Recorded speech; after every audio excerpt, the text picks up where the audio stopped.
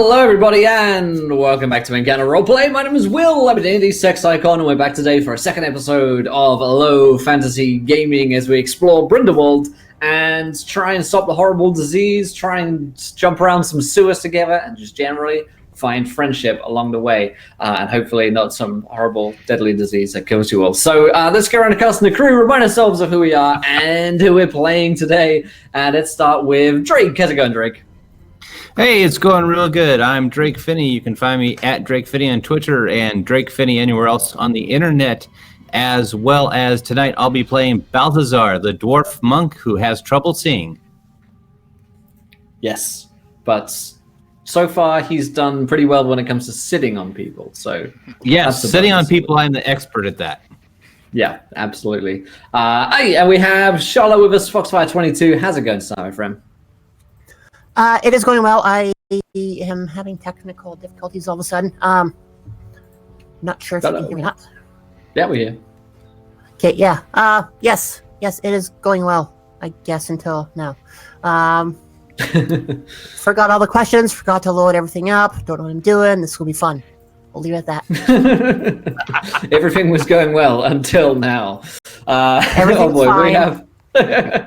Nobody panic. Staffan, how's it going? Everything's fine. Oh, doing great. Well, hope you're doing well as well.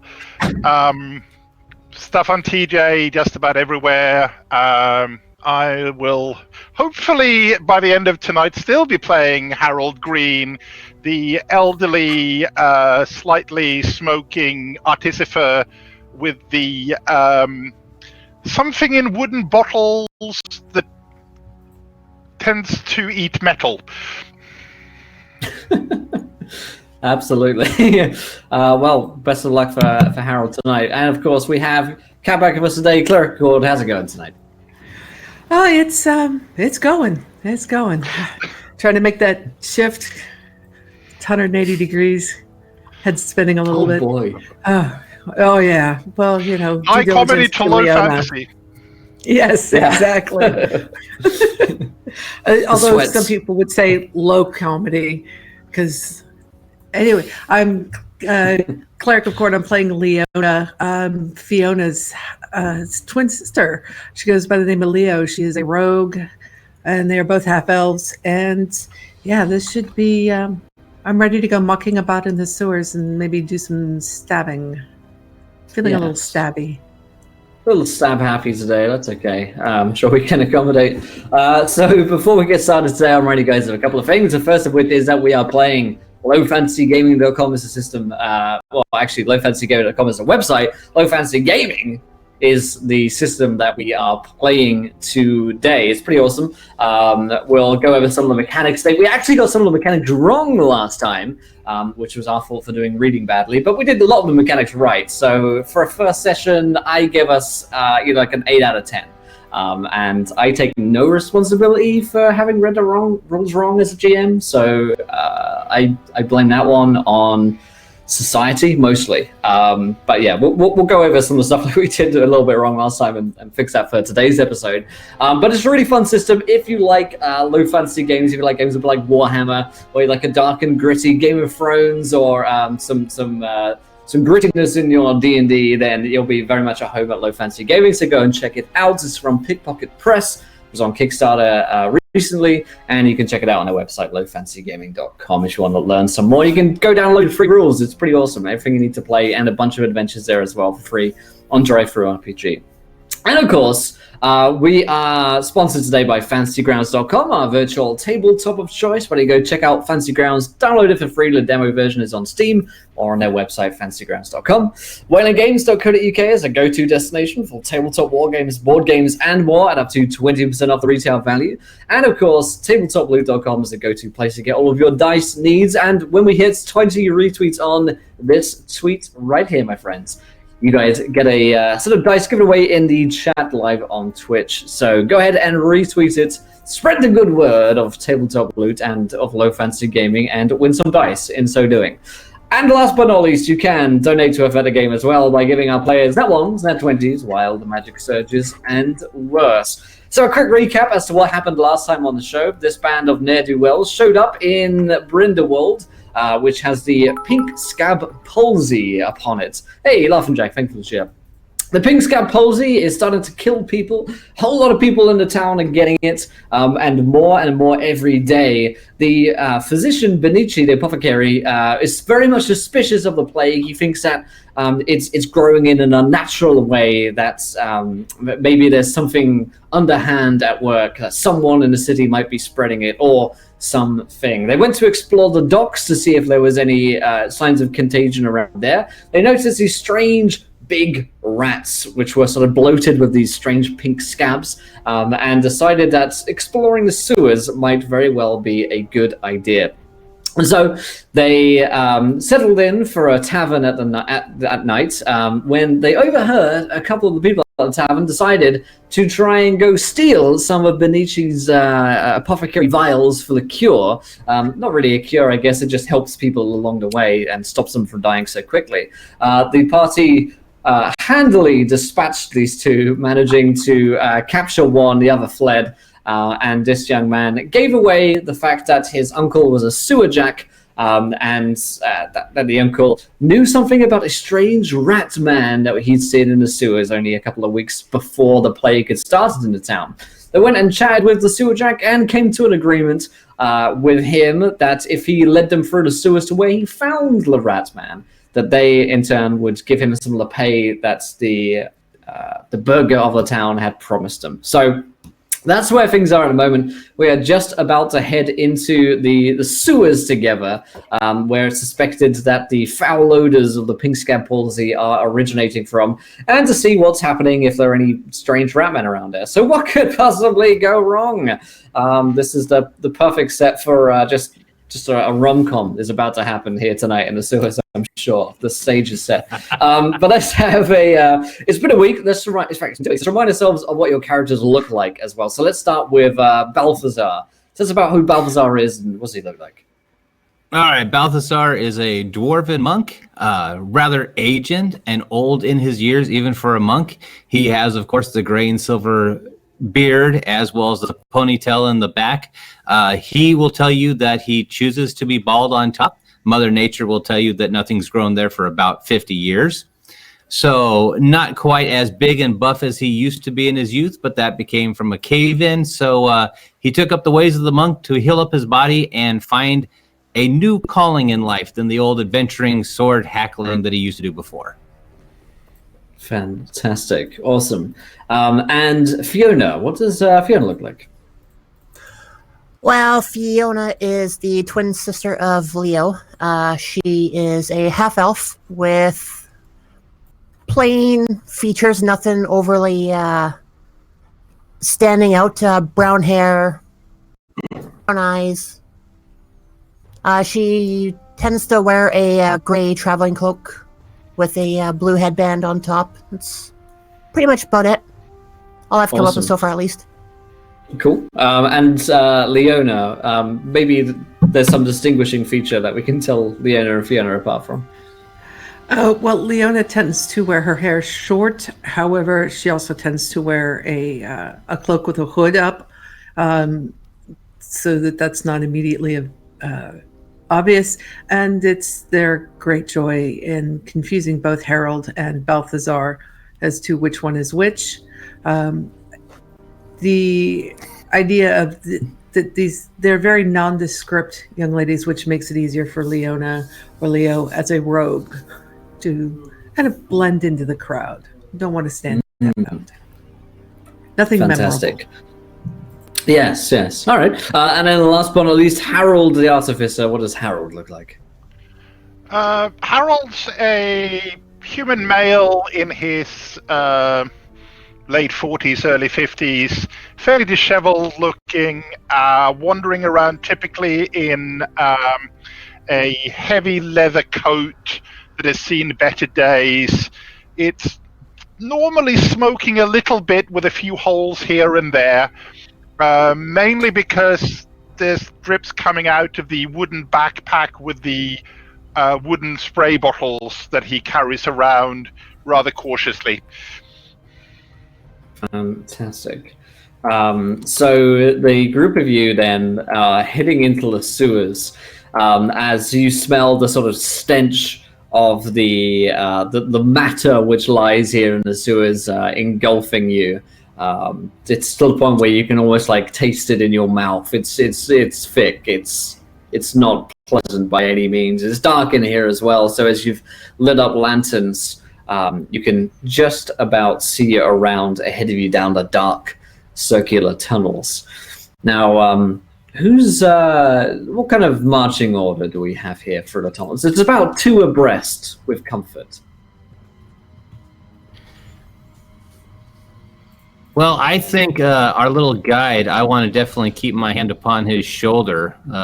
Being, perception of 6, I'm going to have trouble seeing down there. So I want to make sure he doesn't squirm away somewhere and lead us into a trap.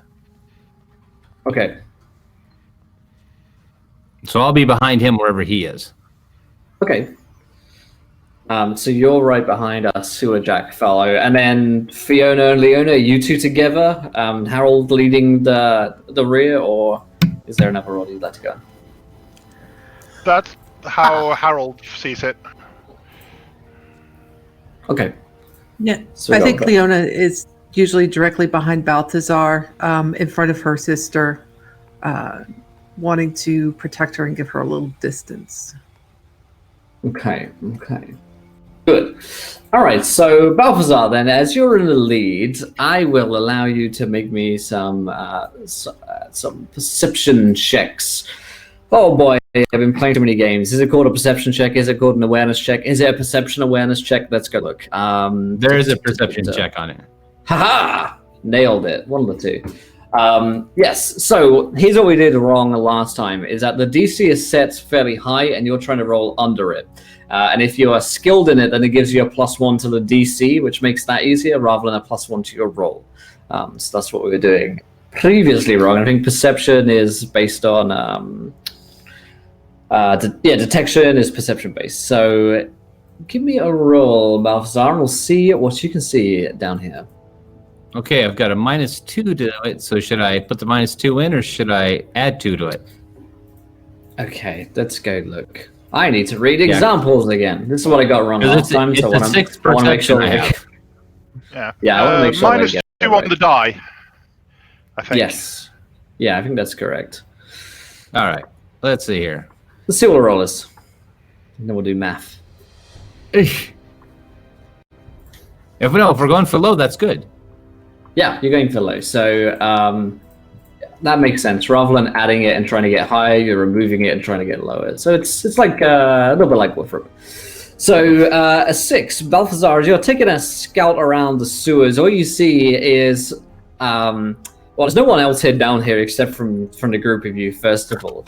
But what you do notice is that, as in any sewer, that there are plenty of rats running down here. These rats have the same sort of pink scabs on them, and they seem to all be scurrying in one direction, away from you, yes, but also they seem to be heading eastwardly through these different tunnels. And if you can imagine that there are a complex, different arrangement of directions that the sewers lead in, they all seem to be heading in the same direction. All right, so I'll just kind of tug on the sewer jack and kind of ask them, are they heading in the direction you saw them go before? He nods and says, "Oh yeah, didn't notice that. Well, they weren't doing that when I was here last time. I would have noticed, but they are headed in the same direction, yeah." So I'll take a look at them, and do they look like they're heeding a call, or they're running scared from something? They don't look like they're scared, but they're not also, they're not all like cocking their ears and like answering a telephone call and rushing away. They just seem to be moving in that direction together. All right, we'll keep the hand tightly gripped into his clothing and keep pushing him forward. Tell him, keep going. Tell us when we're getting close. I don't want to be surprised at all. It's okay. Sure. Right. It's not too far. Maybe an hour or so into the sewers, and then we'll be there. Actually, let's hold on for a second. I want to walk up to what is his name again? I'm sorry, I forgot. Bartok. I Bartok. think we said his Or name. Yeah. Baltok. I don't know. One or two. Bartok L's sounds and good R's for are L's and R's are the same in Bryndewold. You see. Bartok is what I That had works. written in my notes. Cool. That's good. Um, That sounds good. yeah, so I'm going to walk. I'm going to walk up to him. I'm going to kind of look him right in the face, and essentially what I'm going to do is cast or attempt to cast Gaze of Beguilement on him. So Fiona will walk up to him, kind of look at him straight in the eyes, and start kind of saying a little quietly to him, "Don't you forget about me." And then while she's doing that, she's kind of tracing her finger down his forehead to his nose, and when she says "me," just taps the tip of his nose as the somatic and the gesture component of the charm spell. So Nice. for spells in this, it's basically I roll a d20, Yes. and as long as I roll above my, what is that term? It's DDM on the GDM. rule Yeah. book, which right now is 1. So I roll a 19, so that's good on that. And then he resists with a luck will save. Oh boy. Oh, okay. Yeah, so luck is basically low fantasy gaming to saving throws. So rather than having specific saving throws for each different roll, you just roll luck most of the time. Okay, he'll roll it. Hey! He rolled an 11. Is that better than his luck? He fails. Awesome. He's not a lucky man. No, He's down that in the is, sewers lucky with for you. us. He saw a rat man last week. All of Bryndewold's got the plague. He's not a lucky guy. Yeah, he now he's is. charmed for 15 hours. 15 hours. Okay, and what does the charm do? Gaze of Beguilement. The spell beguiles a single humanoid to regard the caster as a trusted friend and ally. And then when the Nice. spell ends, the target has no memory of being charmed. But we will see if he gets that Beautiful. far. Yeah, he like smiles for a second. Is like, come on, guys, it's gonna be fun. We'll do it together. Lead the way.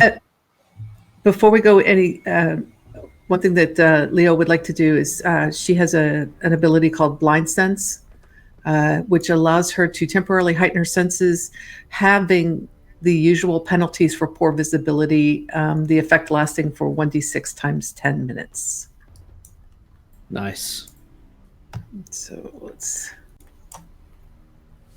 for the next 30 minutes, Okay. her she can see a little bit better. in the See a little dark. better. Yeah, definitely.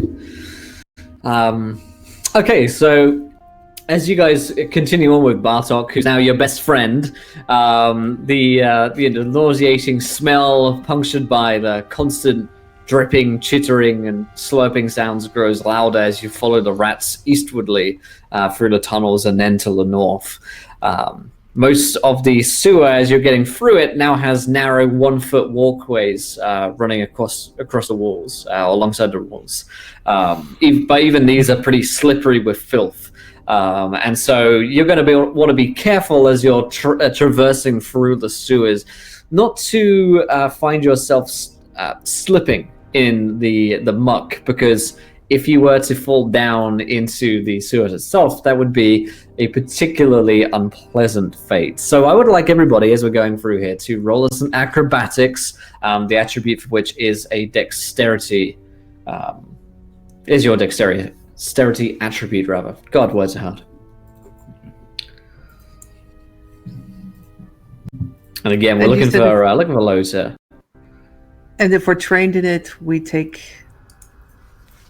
How I've much trained. You add a +1 to the DC, so you can just let me know that you're trained. Okay. And you can also re-roll. Okay. From your re-roll pool. All right. Okay, and I have a +3 to my dexterity, and I am trained in acrobatics. Yes. Amazing. So it's looking like Balthazar. All right. Okay. I can So go with typically that. speaking, it looks like in skill checks you're looking to roll low. In combat, you're looking to roll high. Ooh. So for Leona on the 19, that's not so hot. Okay, Maybe so it's but because good. You I can re-roll that if you- though. Yeah. Yeah, I will go ahead and do that then. When you use one of your reroll dice. That's better. 12.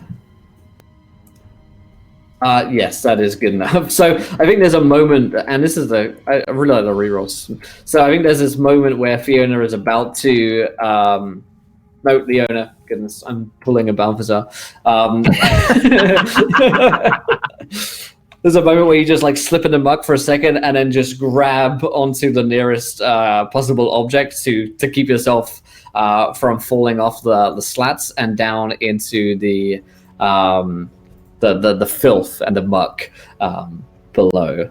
But actually, I'm going to roll on for Bartok because he's charmed and he's a bit of an idiot. Bartok's used to this. He's a sewer drac. He knows what he's doing. So, yeah, the group of you swiftly make your way through. Now, as you get to a junction in the sewers, Balthazar, once again, you can roll me a detection based on your perception attribute, my friend. All right. Let me get the modifier in there and chuck and toss.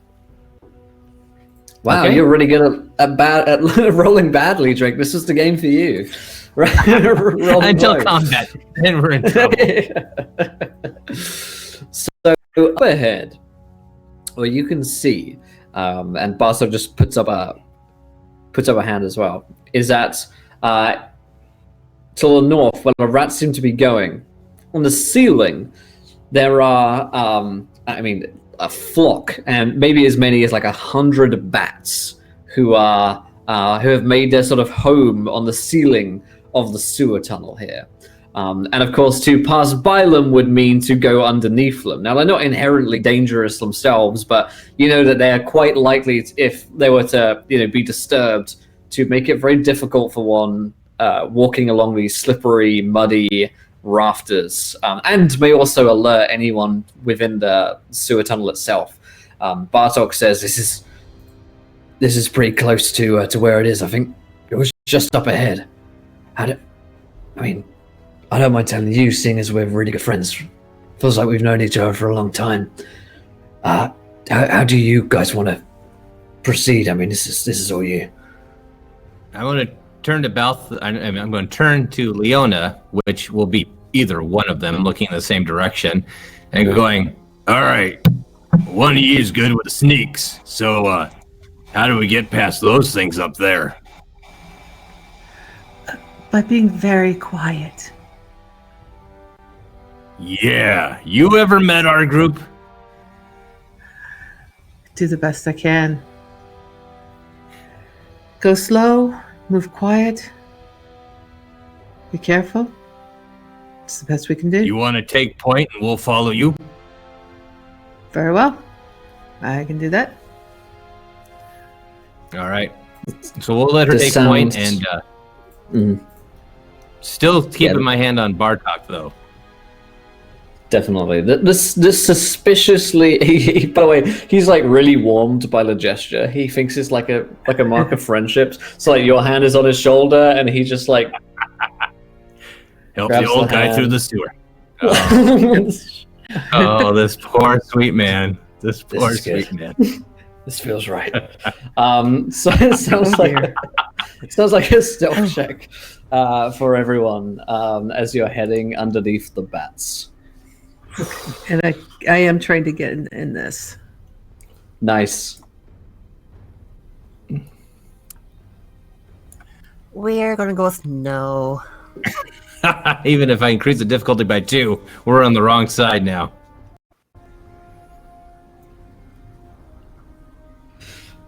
Oh boy. Oh, dear. Don't laugh like that. Well, So, Harold is looking pretty quiet here. He's just sort of like keeping to himself, like sneaking through, following the owner. I don't know what Fiona is doing to be so loud. Maybe she's humming the song to herself still. Maybe it's just you put your foot through a rafter. But either way, there's this sort of like loud noise from Fiona. I think you put your foot through some of the wood, and the bats just begin to make that horrible chorus of chirping sounds altogether. And you feel all of them just above you begin to swoop down in this sort of mad panic. And everybody can once again roll me in acrobatics. The check is going to be a harder DC this time, however. Can't come into work today. Kidding me. Got the sneaks. I couldn't roll like this playing 5e. No. Right, this is definitely it's because we corrected the rolls, and now Fantasy Grounds has said, we'll fix this for you. Yes. We got you. Oh dear, my friends. Oh dear. This is not looking. This is not looking. Well, I mean, my dex like is 17. My dex is 17, and I am trained in it. So that. Well, yeah. If you're trained in it, you're going to want to re-roll. Oh, okay. And this was what? Athletics? Or no, sorry. This is acrobatics. Yeah. I'm going to re-roll that too. A little bit better. Hey, there we go. I like that better. Nice. Oh dear. Okay, that is a little better. Harold, however, that's not so good. Are you trained in Harold, I think you're muted. Acrobatics, Harold? Oh yeah. That is over 1.5 times. Nice. So, alrighty. Sorry, I was reading. Is that a success or a fail for you, Harold? Let's see. That's a critical fail. Oh, Harold. 1.5 times over. Oh dear. Okay, so Harold, as the bats begin to fly down and surround you, you quickly become overcome with the swarm all around you.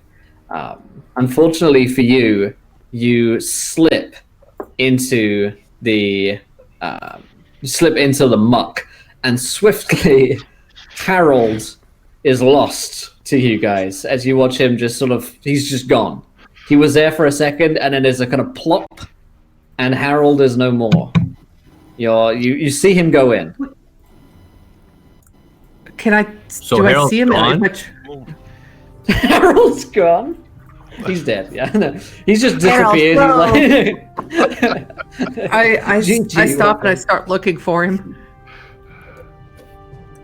Yeah, you see him like floundering in the muck a few moments later, but he is just like flopping around in the sewage. It's really unpleasant. I will extend my staff out to him and let him use it to prop himself up and get up.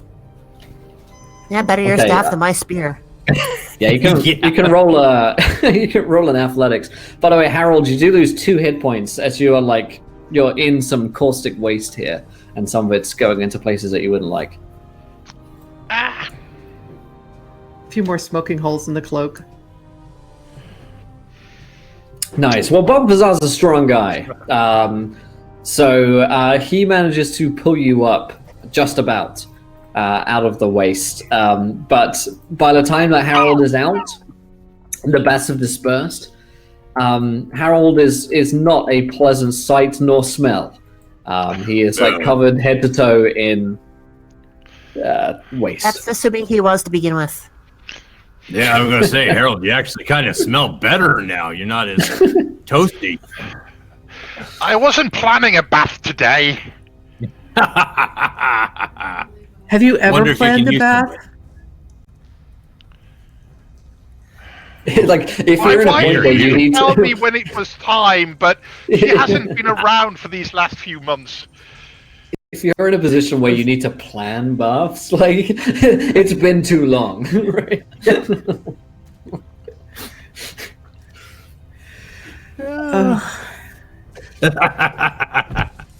Eventually, the nose grows numb. Besides, I mean, it's not me, it's the acids. he smells like actual hot garbage. Right. Okay. So, Let's, did you say let's- that? Did you say the bats are now gone? Yeah, the bats sort of disperse after this like minute or two of surrounding you. They don't do any like damage, you know. They're just basically bats, but they do knock Harold in. He loses 2 hit points from doing so. Oh, Harold as well. Please roll me a luck. Yeah, roll me a luck, which is your like saving throw. There I was thinking, we'll have forgotten all about that. Hey, that seems pretty lucky. Yeah, that's under half, so... Luckily for Harold, despite being subjected to hundreds of people's human waste, all combined in one messy combination, one soup. Harold is yet to have gained or caught any immediate diseases from being subjected to this. That being said, the longer Harold goes unwashed while keeping all of this waste on him, the more I'm going to be asking for checks here, because he's not in a good way. And Bartok is like, you're going to want to try and clean some of that off, friend. It's gross, but it'll also, you don't want to catch the palsy. I'll ask Bartok to see if there's any kind of flowing water around here that we could dunk Harold in quickly. So there isn't any clean flowing water. There's flowing fluid, but let's not call it water. That would be a an insult to water. You do have like watery. I was going to say watering cans. No, you don't have watering cans. You have skins. Water skins was the term I was looking for. That might help.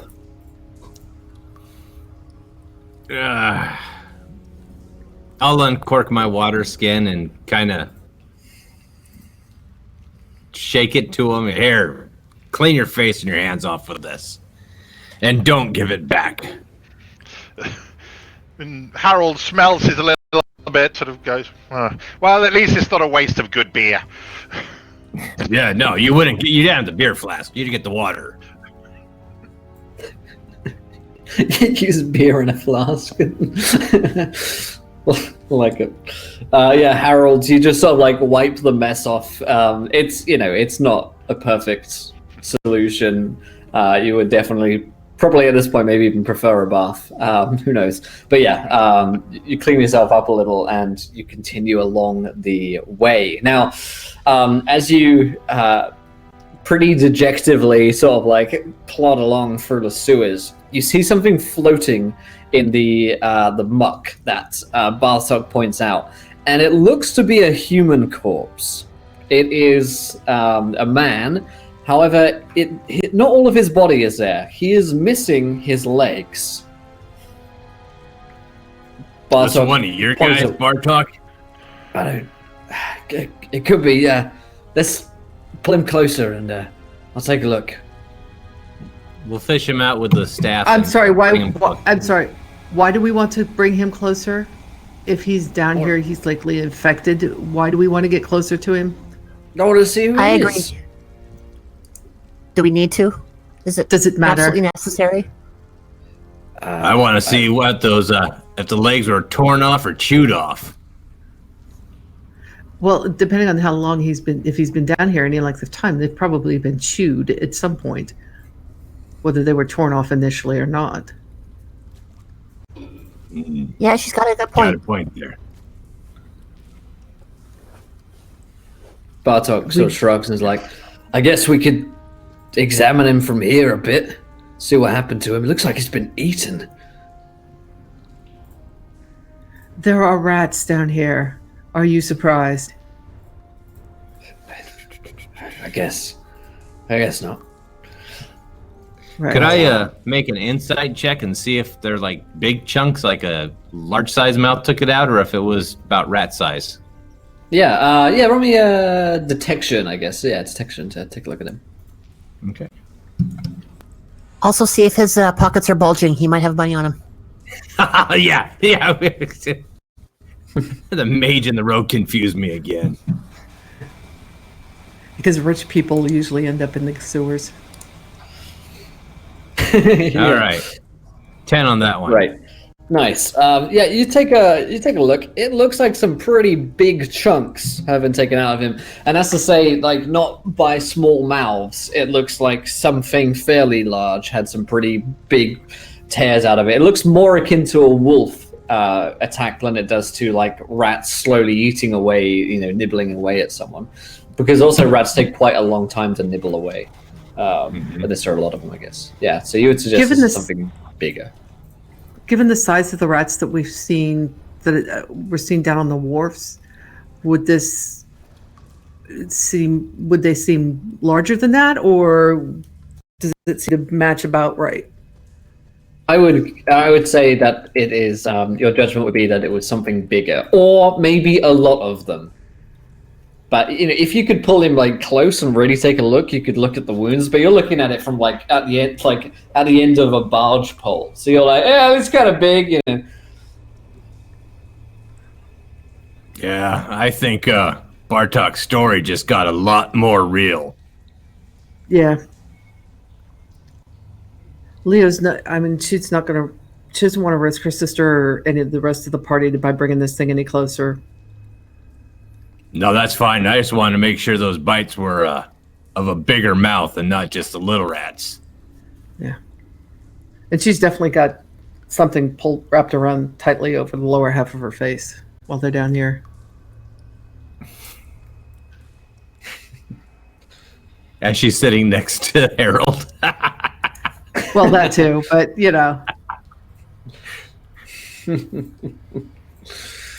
Okay, so Bartok's like, what do we want to do with him? I mean, we just leave him. Yeah, we're just gonna push him down and let something else finish him off. Yeah, and by the way, he doesn't look like he has any money. His pockets are definitely not bulging. No part of him is bulging. As Fiona debates how to have a magic hand spell here. Zero. Yeah, I'll take that one. Yeah, Balthazar, just push him off. Send him on his way down in the muck. Gently push him off so I don't have to roll for it. Yeah. Yeah. Small movements. Yes. Yep. You float him down the river of filth, and Bartok says a prayer as he floats down there. It's pretty sad. Okay. Well, let's keep going. We gotta find out what did this. Okay, so pressing onwards, and we'll just say for the sake of argument, you guys are in the same marching order, so we don't have to change it all the time. But Balthazar and Bartok in the lead here. Something strange on the walls. In fact, all of you are going to start noticing this because you've got torches out, right, or lanterns or some light sources to help lead the way through here.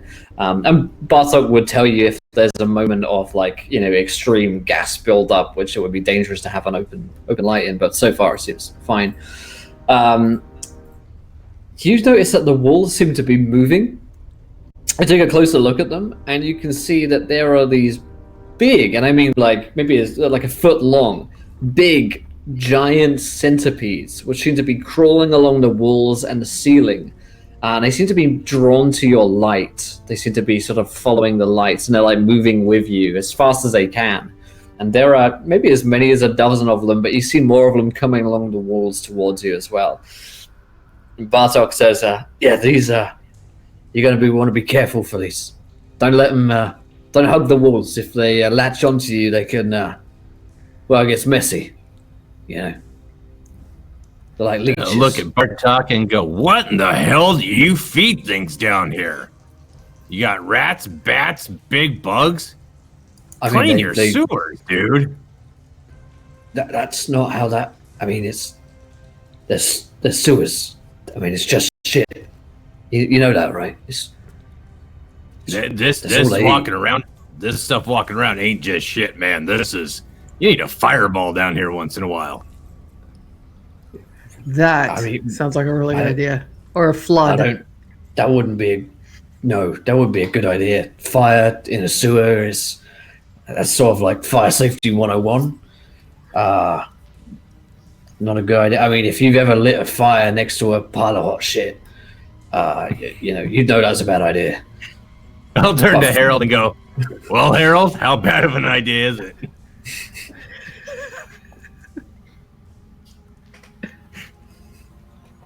You muted Harold.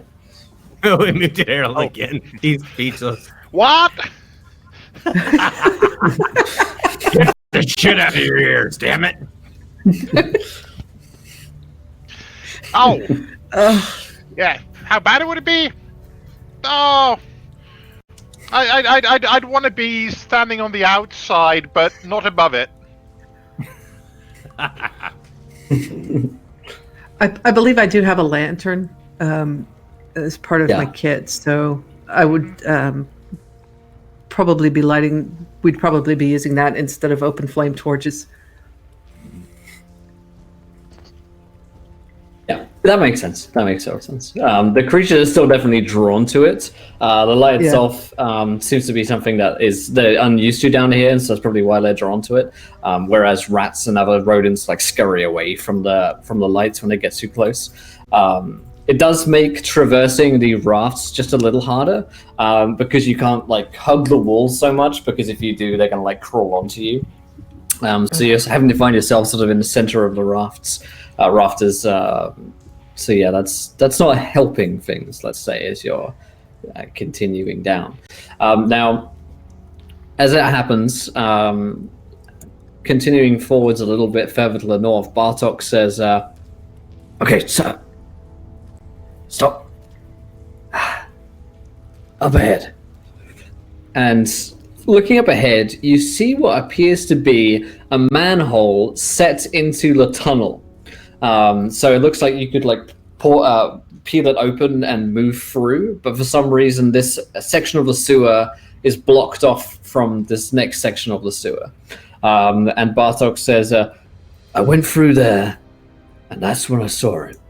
It's like it was holed up in there, like it's den or something. So did your people blood us off? Right.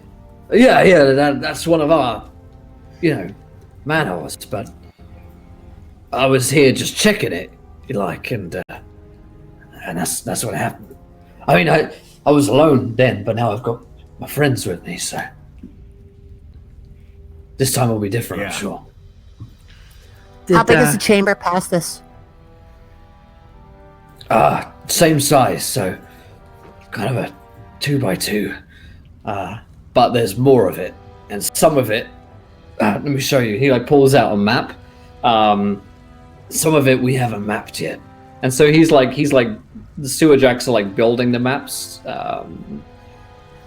writing them as they go, sort of discovering them. And he's like, they were built a long time ago, and this is when they never made any documentation on what they were making. So part of what I've been doing is going back through and trying to map it out, but. So I got to here, and this is as far as the maps go.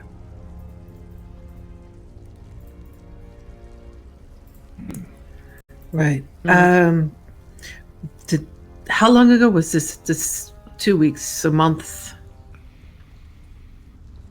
3 months ago. A week before the plague. Yeah. Right. I'd like to get a little closer, and I want to examine it for any traps or locks that they might have put in place after his visit 3 months ago.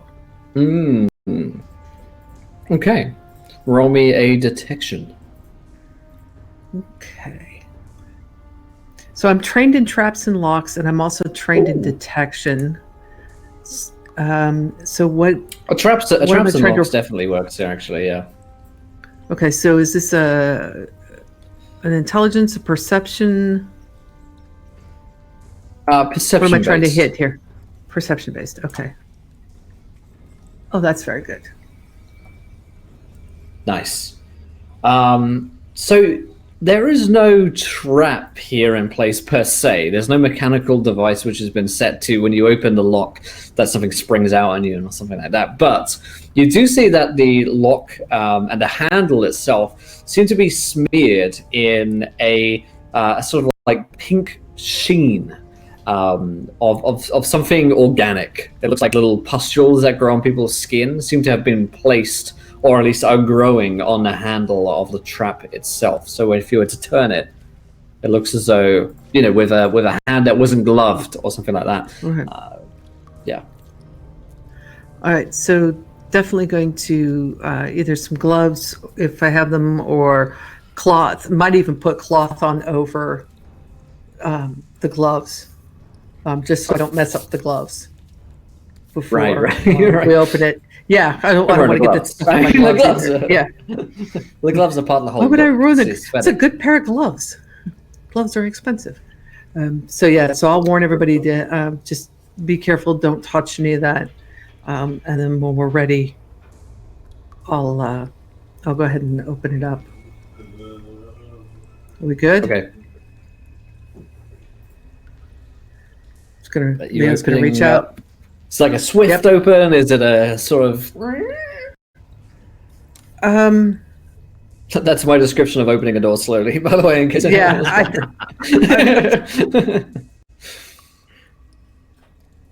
I think she's going to swiftly open about halfway. That way, if there's an attack coming, it'll come, but the door's not fully open. There's still a way to either close it or to block the surprise if there is an attack coming. So she'll just kind of give a sharp tug, open it up about halfway, and then listen, wait, see what's on the other side. Absolutely. Okay, so here's what you see. As you open it up and you pull it open slowly, you see inside what looks like, it could only really be described as a den or a nest. There is detritus and junk from what looks like the city and just like picked up in the sewers. Just like floating down the sewer like muck. There's just crap. There's like little bits of garbage, like tin cans, that kind of thing, and they've all been like piled up around here, like at a bird's nest. Like someone's gone and collected all of this stuff and placed it around here. The den is pretty well packed in terms of just stuff which has been collected by someone or something.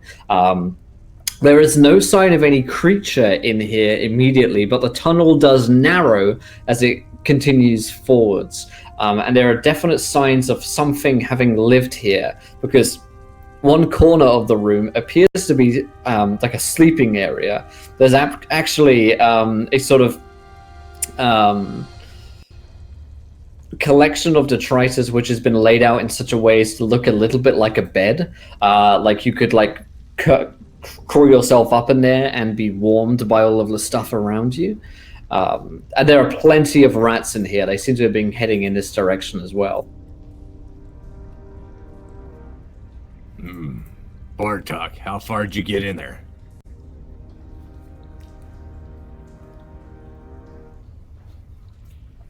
Sorry, that's the person I meant to be playing. Yeah, he says it was right here. It was right here, and I slammed it. I slammed the door in his face and ran.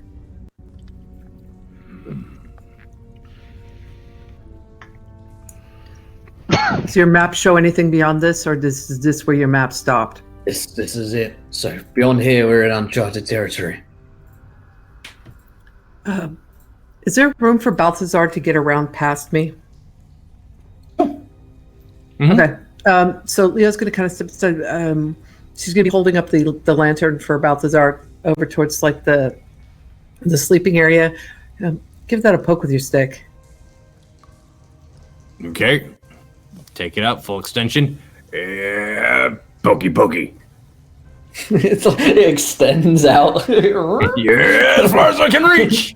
Like Pinocchio's fucking stick. Yeah. And you're poking the sort of nest itself. The Yeah, sleeping what area. comes out of it. Yeah, The sleeping what comes area. out of there. A bunch of rats, basically, these thick, bloated rats. These ones are even bigger than the ones that you saw on the docks, by the way. These are, getting to the size of like a cat, like unnaturally big for a rat. And Bartok's like, fucking hell, I've never seen anything like that before. That's not normal. You think? She kind of looks at him like, is any of this normal? I mean, I've seen some weird stuff down here in the sewers, let me tell you. And when you've been down in the sewers for 20 years, you see some weird stuff. I mean, but this... Ugh. Well,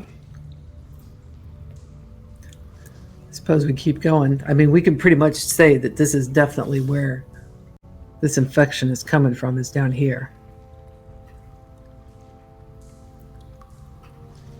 I turn to Bartok and ask him to lead us in a little bit further. Take the point. Just a little bit further. I'm not comfortable with any of this. What if there's more than just one? Hey, you got us here. We're here with you. That's what we're here for, isn't it? It's all for the prize, my man, Yeah. Okay. So he continues onwards with Balthazar, two of you in the lead. And you cross over some more of these sturdy planks over a channel of foul, burbling slush proceeding down the tunnel. And you come to another sort of den area. Again, this one looks like it's been lived in, but nothing is currently here. And there are crates and barrels and boxes which seem to have been stacked up and collected here. And there's a doorway, and the door is currently closed, but it looks like it continues on down the tunnel. So this actually looks a little more like humanish type dwelling as opposed to animalistic. Sure. Yeah, it looks like something more than just a rat could live here. That much is true. There's an organization to it which speaks to a higher intelligence than just the scattered nature of like how a raven might collect objects. It's So, Bartok, in your investigations, anything coming from the other direction on your maps that might meet up with this tunnel? I mean, here's the thing, like, any tunnel could connect with this one, but I couldn't know until I explored it further. This is getting towards the mines. So the further we go this way northwards, we're getting closer to the mountains. Once we're in the mountains, it could be that these sewers actually connect up with the mines and the caverns, and that's all connected. But we'd have to keep going further, through that door. Hey, someone take a look at one of these crates. What's in them? You go right on ahead. Fine. Props one open. And there are, in one of these crates, about a dozen bear traps, like, big bear traps of steel that look like they just go collapse in on someone if you were to prime it. And he holds it up to you and he's like, I think going forwards we ought to be careful in case they've laid some of these down. Yeah. Time to do the blind man stick routine. Yep. Time to take a... How heavy are these? Can we carry a couple of them and lay a few traps of our own? Sure. They're carryable. Let's say they're heavy. But they're not so heavy so you couldn't carry them. Yeah. I think if we take one or two, Bartok, you don't seem to be loaded down carrying much. You can handle carrying 2 or 3 of those, can't you? Yeah, I can handle 2. All right. Why don't you take 2 of those? He grabs 2 up. And I want to, before we open up check out this door, take a third one and set it down in the muck so that anybody that comes through that is going to get hit with that. We'll know it's there. We'll mark it. We know it's there. But they won't when they come back. If something comes back. Okay. Yeah, Bartok will set that up for you. And just remember that if we're going back here, that, they're here. Yeah. Yeah. And then I'll check the door for any traps or locks. Give me another locks and traps roll, or traps and locks roll. All right. Ooh. This is based on perception, right? I'm trying to. So yeah, it is, yes. Yep. So my perception's 15. I'm trained, so that's 16. I rolled a 14. That's the way it works, correct? That is nice. Right. So again, you're going to want to be using the glove on this one. It's actually easy to spot now that you know what you're looking for. But it seems that these creatures either are laying this as a trap for anyone coming through, or just naturally, give this contagion to anything they touch as well. Transfer, I guess, yeah. Definitely using the cloth over the glove again before opening it. Cool. So as you proceed opening the second door, you see a long corridor ahead of you. And down the end of it, you can hear foul chittering, whimpering, and hissing noises. You're clearly getting close to whatever is in here. The chittering is quite loud, but the corridor is, maybe as much as 100 feet. You can't see to the end of it because it's so dark. But you can definitely hear that there is something up ahead. And Bartok sort of turns nervously to a group of you and is like, are you sure you want to continue? Is this starting to sound like what you used to hear? Yeah. Then we go forward. We don't get paid unless we get this sorted out. Okay. Well, we can do anything with friends. And proceeds onwards. Balthazar, roll me a perception check. Detection. Ooh. Okay, let's see if Bartok gets anything here. Oh, Bartok is eagle-eyed as you continue down. He just stops you, puts a hand out in front of you, and just points down to a bear trap on the floor that you're about to put your foot into, and is like, easy there, friend. Yeah.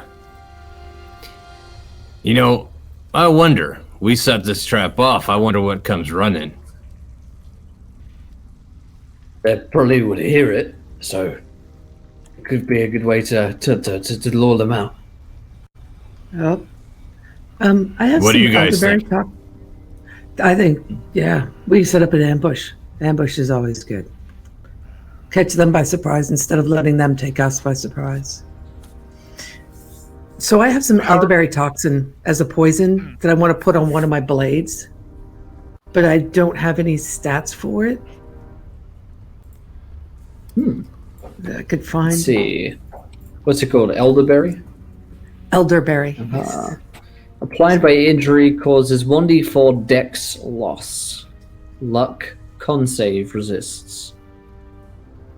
I will copy that out to you. Is that what you've got as well, or does that new information for you? There you go. I just control left in the PDF, and there's another one of it as well. Yeah, looks like That looks like it's what it does. So it loses it. Gives them dex loss. It's like a debuff. Okay. She's going to apply that to her blade. Cool.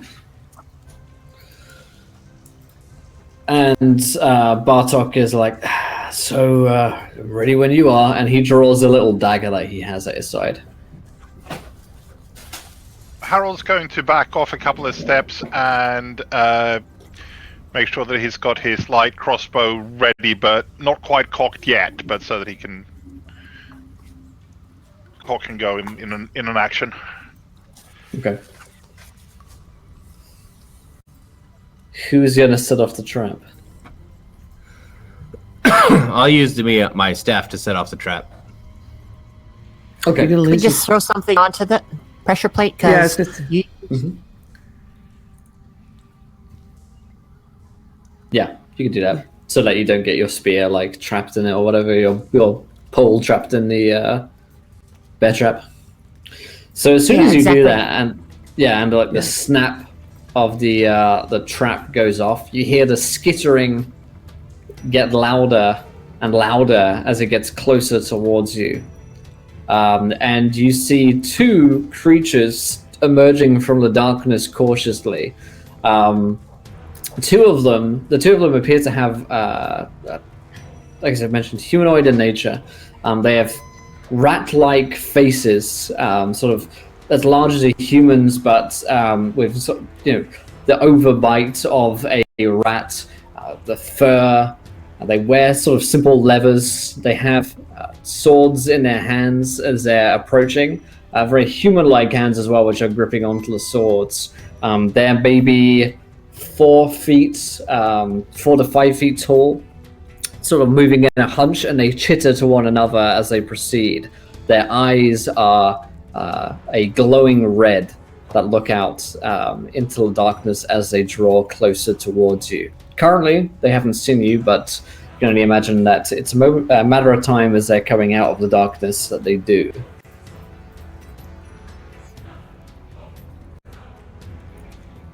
Definitely going to do my best to hide. I've passed the lantern off or shuttered it as best I can, but Leo is definitely trying to hide. Okay. Anyone that's trying to hide can roll me a stealth. Oh, no. Okay. Fiona, let's see. Pretty good. yeah, I from think I Fiona. got that. And Harold. What's your Come on, Harold, stealth roll here, low. buddy? Oh,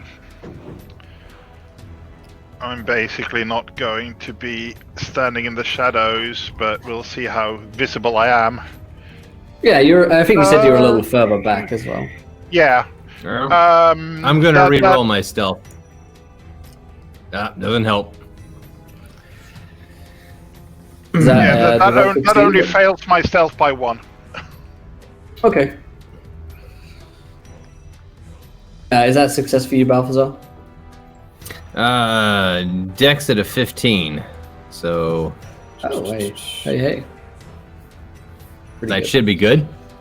So, they're still as of yet, it's a little easier for Harold seeing as he's further away, still as of yet unaware of you as they approach closer and you guys just like crawl away into the darkness, hiding away from these creatures. As does Bartok. He is like shitting himself. He's absolutely terrified that there are 2 of these creatures. And you hear them like chittering back and forth to one another. And one of them is like, What was that? and the other one is like, I don't know. Could be rat. Little rat. and they're having this little discussion with one another before about what might have made that noise. If anyone is planning to spring out upon them, now would be the time. Or if you're waiting to hear how the conversation goes, you can lie in wait some more. I just gotta know, what's Bartok's stealth right now? That's Going to depend on what I do. Oh, he's gonna reroll.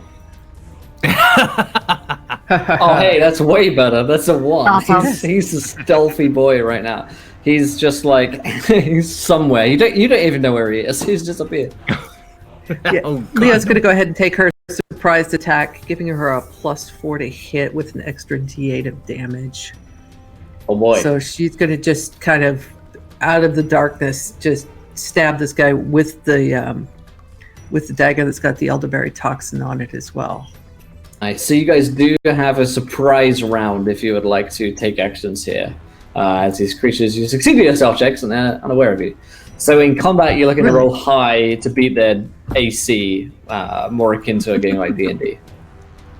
And I rolled a nat 1. You rolled an So even with, oh. yeah. So with my +4, which makes it a 5 plus,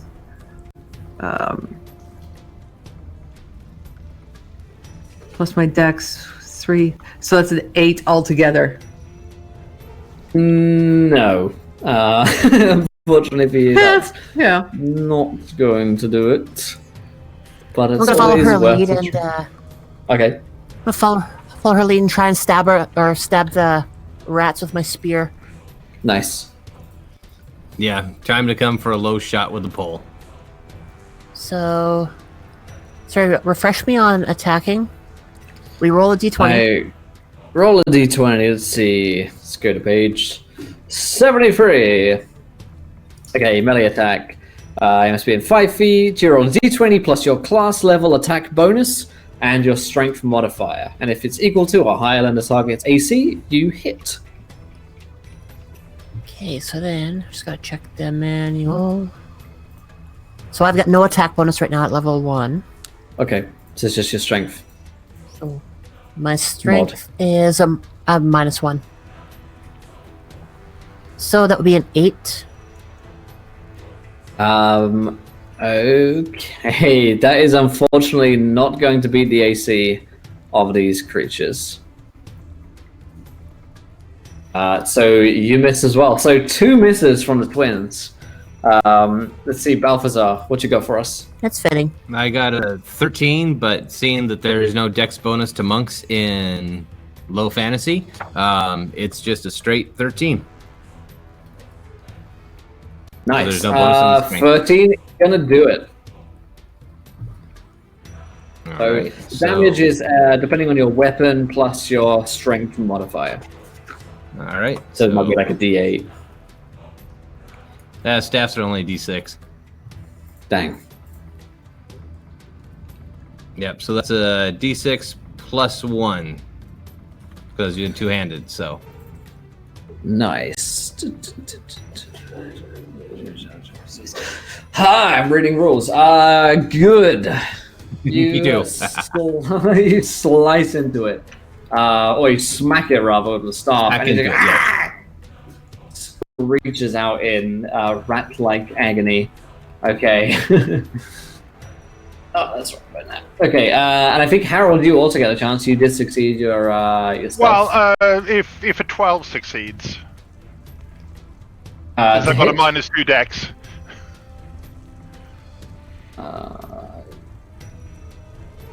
12. Yeah, you're looking for 11. Luckily enough, that is a hit. We had a 9 Okay. and 7 before. In which case, take 6. Ooh. Okay, are you trying to hit the same one as Balthazar's hitting, or a different one? Let's see. That's a different one. Nice. Okay. So you were taking on the second one, and it just like tries to raise his rusty sword in time to block an attack, but it can't. Okay, so now, seeing as we've done the. I gotta stop you there, Will. I actually did read that Yes. the monks do get a second attack.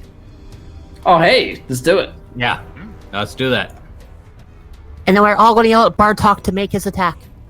Don't be afraid. Oh, the dice are Bartok not being is- nice to me today. Does Bartok believe? He doesn't. No. He does not. Bartok tries to. Only 11 on to- that. I don't think that hits. 11 is actually dead on the money. Oh, okay. Yep. Very cool. So that one will just be the hand. So that's D6.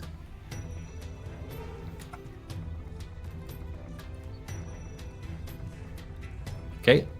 So 2 more to that one. 2 more to that one. You smack it a second time. And now we roll for initiative, seeing as you had a surprise round. So every PC makes a dex check. If they fail, you act after the monsters. If you succeed, they act before the monsters. Diabet, we're playing Low Fantasy Gaming, which is a system out on Kickstarter a little while ago. It's fun.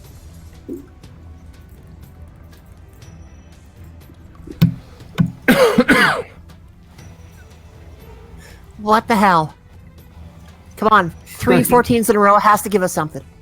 What? My dex is 17, and I get a +2 to the initiative with the dagger, so I think I'm okay. That's pretty good. Yep, I'm under mine, so we're good. Alrighty. I So if think you I'm equal. Okay. I'm above mine, so I go last. Okay. Harold, how low's your Let's dex? 6, which gives me -2 modifier. Yep. Oh, Harold. How well we knew you. So, if you succeeded, feel free to jump in here and make your next attack roll against these creatures that you're thoroughly surprised in the darkness. I'm happy to have anyone who wants to act first and go first here. So Yeah, I'm this is gonna- still considered a surprise? So we're surprised, but then we've done initiative, so this is like turn 1, I guess. So it works pretty much like a surprise round in 5e. Okay, because it says once per turn against the surprised attack a target. It's where is a it? rogue ability. It's a rogue ability. Oh, okay. So it is a new backstab. turn. Yeah. It is a new turn. Once per turn. Okay. So Nice. that's +4, There you go. 22. That's gonna do it. Yeah. Yeah. All right. So yeah. a D4 and a D8, Nice. of course. Come on, dice. Oh, okay.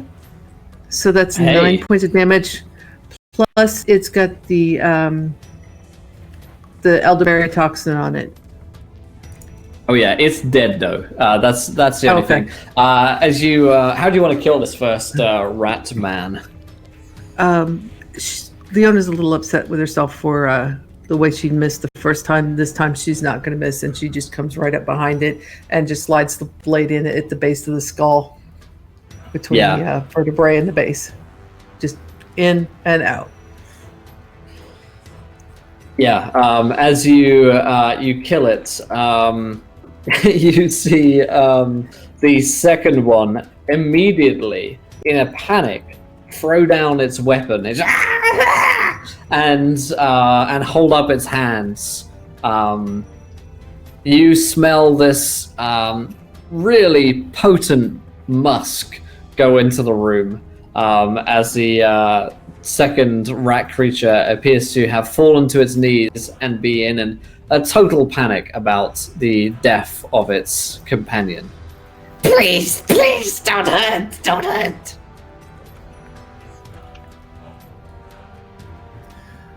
I am going to take my spear and stab it. Yeah, roll the attack roll. And no. That is not going to do it. It's taking its Decent. action to wait for its life. So Well, I think I went first, so I'm going to grab it. I didn't take my Okay. action yet. sure. So we're going to secure it. Try to secure it. Yeah, it's that's got to succeed surely for Balthazar. So yeah, you grab it by the collar and Now, have it at your command. Now, the scent that it had permeated the room, did that come from the dead one, or did this come from the live one? Sorry, say that again. The scent that you said permeated the room? Oh, did it's that from the come it's from the dead- alive one. Definitely from the alive one. Yeah, it seems to be like a fear musk that's putting out. And we all can smell it? Oh yeah. Oh yeah. can I make an intelligence check for figuring out that he just called reinforcements? Yeah, sure thing. Okay.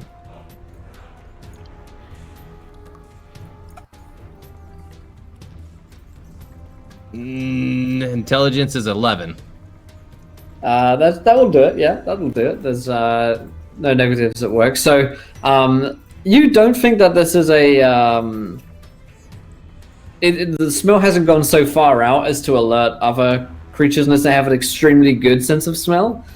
This is probably something that the creature does to as like a last line of defense. So like it's almost like when creatures like pee on you to try and get you to leave them alone. It's like, I don't taste good, don't eat me, is the smell that it's giving you right now. It's like, Please, no hurt, please. I know hurt no one in the whole life. Shut up. Roll in the muck. Get rid of that smell. Yeah. I tell it to roll in the muck to hide that stench.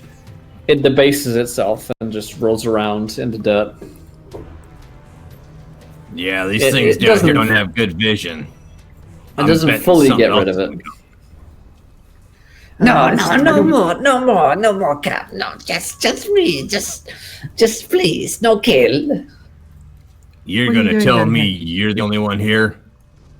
No, it meant more back there, but me no bring them.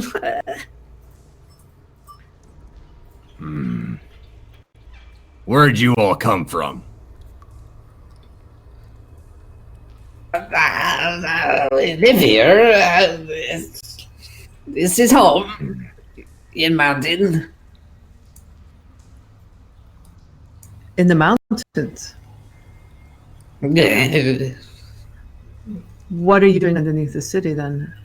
We live here at home. You said you come from the mountains. Well, I come from here, but live here. You don't. Human they live in different places where they come from. So do we. Tell me about the pink sores. What? Does it have any on him? Oh yeah, it's covered in them. Point to the sores on his body. Where's that come from? The plague, filth, the plague. His body. He's on. He always has been. Always has been. We don't How know. long do you all live when you start showing this stuff? While, long time. It's been some time. All right, so they're Long, the long. carriers. I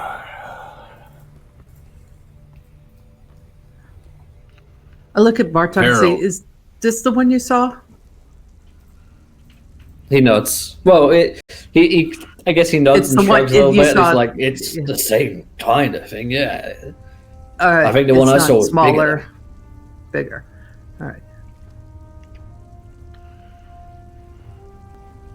So where's the bigger guy?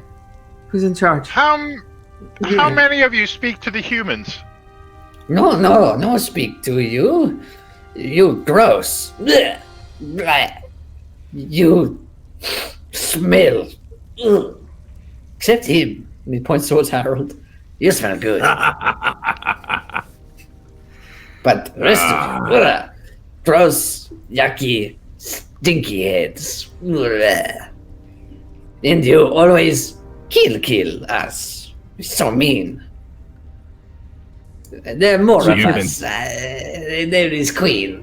She lives here. She is only the best. She's the best.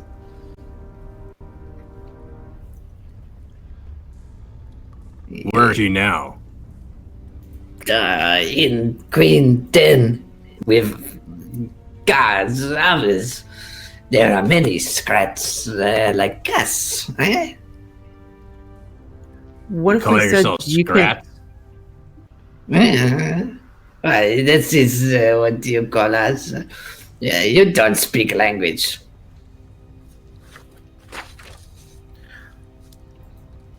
Can you? What would it take to keep you out of the sewers? For you people to stay in the mountain? We live here. It's nice and stinky here. Well, how about making the mountain nice and stinky and staying out of the sewers? It's not. I don't get it. Why? I don't care whether you get it, because you know what? It doesn't matter. We live here. You want to know why? Because you're making the people up there sick. It's not my problem. I know, but it's my problem, and you're the cause of my problem. So we can kill all of you, or you can all agree to go live up in the mountain. Yeah. Oh, you don't think that's get all possible? scratched? No. That? No. There is like 10 humans, most. Like at least 10 of them. There is millions of us. More than you could ever count. No, kill us. We're fine warriors. Yeah, Yeah, we that's why saw he's that. dead. And you pissed Right. yourself. Sounds like all you already dying from stinkies. So, bleh. Did he just stick his tongue out at me? I am popping him in the mouth with the staff. Keep that in your mouth. So mean. Yeah, I'll show you mean.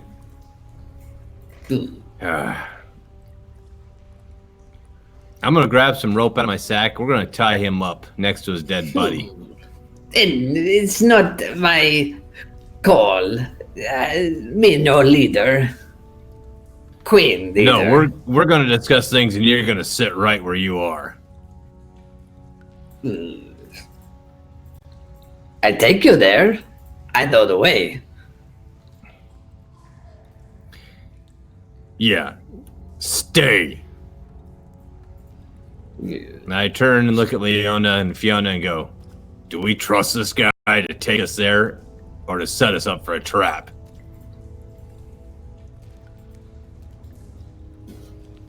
I'm I almost don't wondering trust now that if this is connected up to the mountain, maybe we should come in from the other end.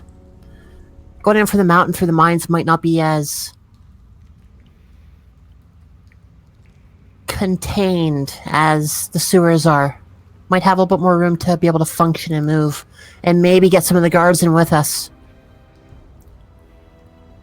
Kind of what I'm thinking. Talk to Leo. Take this info back. Get a couple more guys, maybe a battalion with us.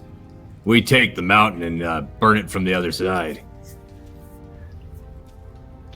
We take him with us as proof. As Yeah. long as we know where the queen is, if the queen is down here in the sewers, coming in from the mountains isn't really going to help. Yeah, but is there a way we could block them off here? Anything you got in your sack, Harold, that could cause a cave-in? Well, that or any kind of tincture or potion that could weld the door shut. Like just fuse it completely.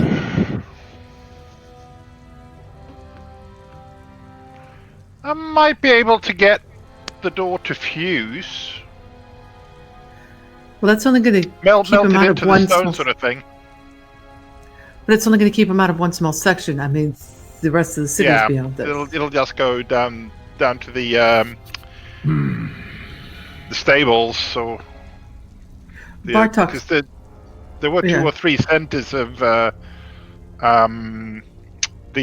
plague. I seem to recall from Yeah.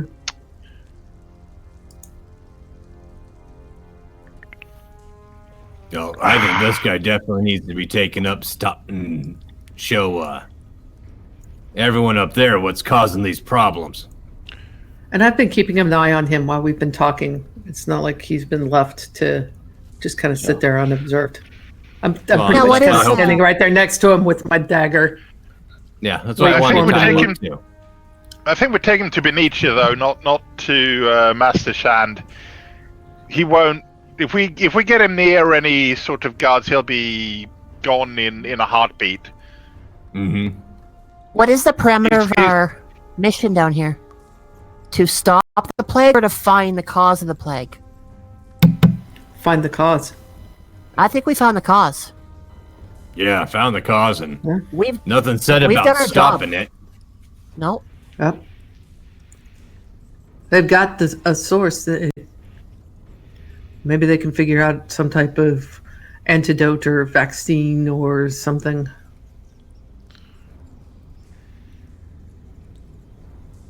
I stay down here. You go home.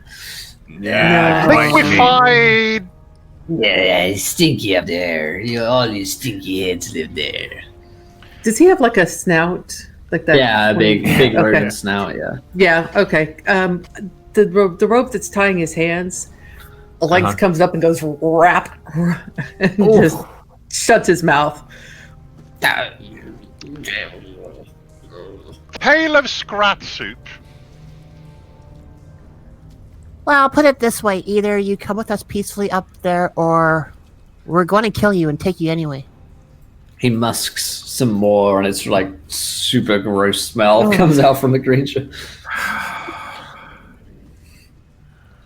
It's like walking into like when you walk into a zoo and like this animal pen. It's strong. The dog comes in after getting tangled with a skunk. Mhm. Yeah, right.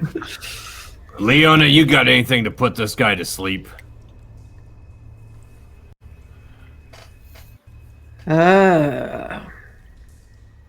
Rather than heavy weaponry. I'm thinking, my dagger held to the back of his skull. I'm Would afraid we Harold don't. have... Yeah, I mean, I could see all of us What the first hell level is just like beating might him have, to like, death, a trying to knock him out. You might have like a sleeping draft or something on you. Alcohol might also work in large enough quantities. if I had alcohol, I've already been drinking that. Well, how much elderberry toxin? I mean, how many applications of that would I be reasonably carrying? I don't know, it's already 6.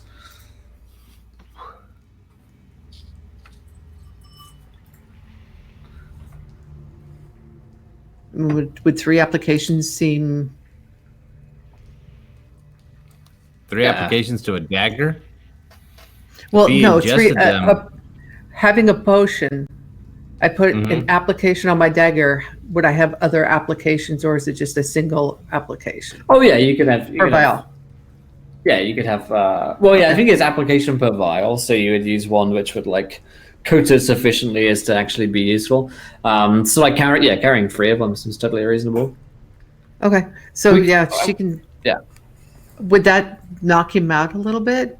If I It would certainly kinda- make him drowsy, let's say. Yeah, like losing his dex would make him like woozy and drowsy. Might be a bit out of it. Yeah, so I can make him a little woozy. Does Can't knock Harold him have out. any chloroform?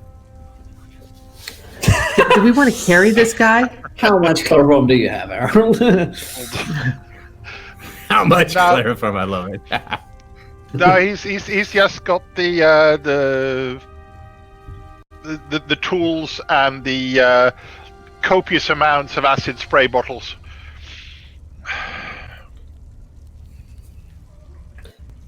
I mean, like a bit. Some of this elderberry stuff and a knock on the head would probably knock this creature out. I mean, they don't appear to be particularly hardy in nature. They seem like sort of weaklings. Pour it in the side of his mouth, and we'll smack him in the back of the head. I'm actually just gonna put it on the dagger and just kind of give him a shallow cut, and then do Ooh. it that way. Sure, he's like woozy after just a couple of minutes from the blood loss and from the She just the poison in his veins. It's like a invented shave. IV. Well, I mean, I didn't go deep. I just kind of shaved a patch of fur off of his arm and gave him a nick. I think you were a nurse I had in the hospital once. Well, I mean, it's possible. Just a tip. All those things I learned as a paramedic. Who knew? All right. Well, this. I'm gone. Bartok is like, can we get out of here, please? There must be more of them down there. Grab his feet, Okay. Bartok. Let's go. I'll hold All the- right. run the stick through the shoulders and carry him, and he can grab the feet.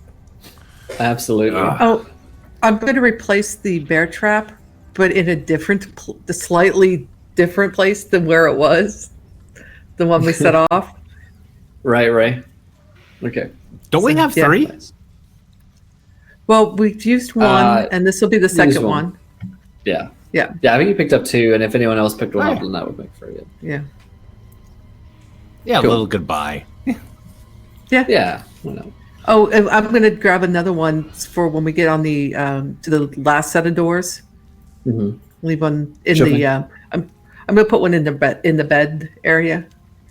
Ooh, mean, but nice. Yeah. Can you fucking imagine getting into bed and having a fucking bear trap in your bed? Yes, what All I'm right. checking for when I go to bed tonight. Yeah, right. All right, feel safe. Yeah, girlfriend's asking, what the hell are you doing? Checking for bear traps. It's bear traps. That's going to be an interesting Bear traps. conversation. Oh man. Okay, so the group of you head back through the sewers. Bartok is only more than he's very pleased to get the hell out of here again. He's sort of like he's shaking a little bit as he's grabbed up the creature known as the Scrat and carrying Balthazar out of here. After another 2-hour journey back, you emerge back into Bryndewold, and finally you smell the fresh, clean, somewhat air of the free world, and it is just beautiful. But there's still this lingering taint coming from Harold, which is definitely most unpleasant still. But for the most part, it's a whole lot better. It's about 4 o'clock in the afternoon by the time that you guys are out of the sewers. Harold, can you swim? Last I tried, I can float. Last I tried, I fell in the Excellent. sewer.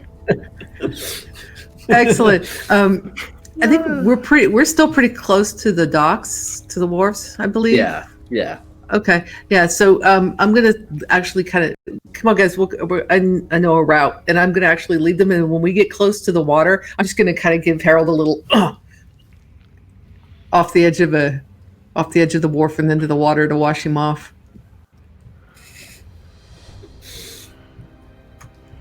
Harold rolling for- Harold makes the drowns. next check. That's a critical fail. Harold is drowning. He's dying. I asked him if he could swim. He said he could float. I'll reach for the pole again. Harold, grab on again. Oh, hang on! And he remembers that if he just turns around and holds on to his big wooden backpack, that floats. Yeah. That's how he floats. He has a life vest. This super brings me back to when in high school, or I guess it was like maybe middle school for the American ones, but they had like this outdoor swimming pool, and the kids that weren't good at swimming, the teacher would just get this actual fucking like metal pole, and they would just cling onto it, and he would just like drag them through the water, and he's like, "You done it, kids." That's super fucking dangerous. But yeah, Harold is out of the danger zone and somewhat clean. I mean, he's just wet now. At least he's not stinky. Yeah, I mean, he's got the clothes and Harold. We're good. Yeah. By the way, are we hiding the rat creature from society, from eyes, or are we just like openly carrying it? I think it's under one of. Actually, I think it's under Harold's coat. Okay, yeah, it's like cloaked, I like it. Bartok is like, right. So where are we taking this guy?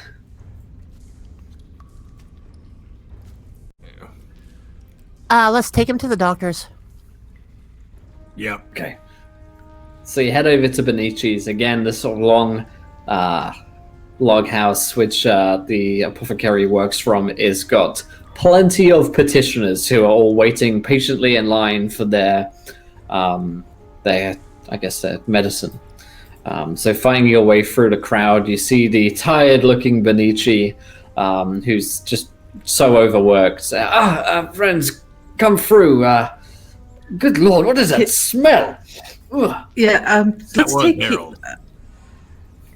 Why don't we take our package here? Let's take him around back, and Benici, you can meet us around back, because Leo's got the idea that maybe uncovering this thing in this crowd is not a good idea. Maybe we get a little privacy, but she doesn't think Benici's going to want him inside his place either at the moment. Right, yeah. Benici's like, fine. Let's go around. Maybe my back room was a more appropriate setting. Yes. Yeah. So you bring the creature through, and then maybe set it down on a table with the coat still on, and Benici's like, what on earth is that, might I ask? It smells dreadful. This is what you sent us to find. And we'll slowly pull it back to unveil it. Like, We're going to need to burn that coat. We'll get you a new one, Harold. my God, that's a rat, but it looks almost human. The size of the creature, I've never seen anything like it. Yeah, What do they call themselves? seems- Scrats. They call themselves Scrats. And they say Ugh. that said the there's little thousands- puffy marks, they live with them all the time. There's thousands of them in the sewer and in the mines, in the mountains. They're queen. Yeah, their queen's held up in the sewer, but they come from the mountain. So they're infiltrating down here, obviously getting into the other supplies. So,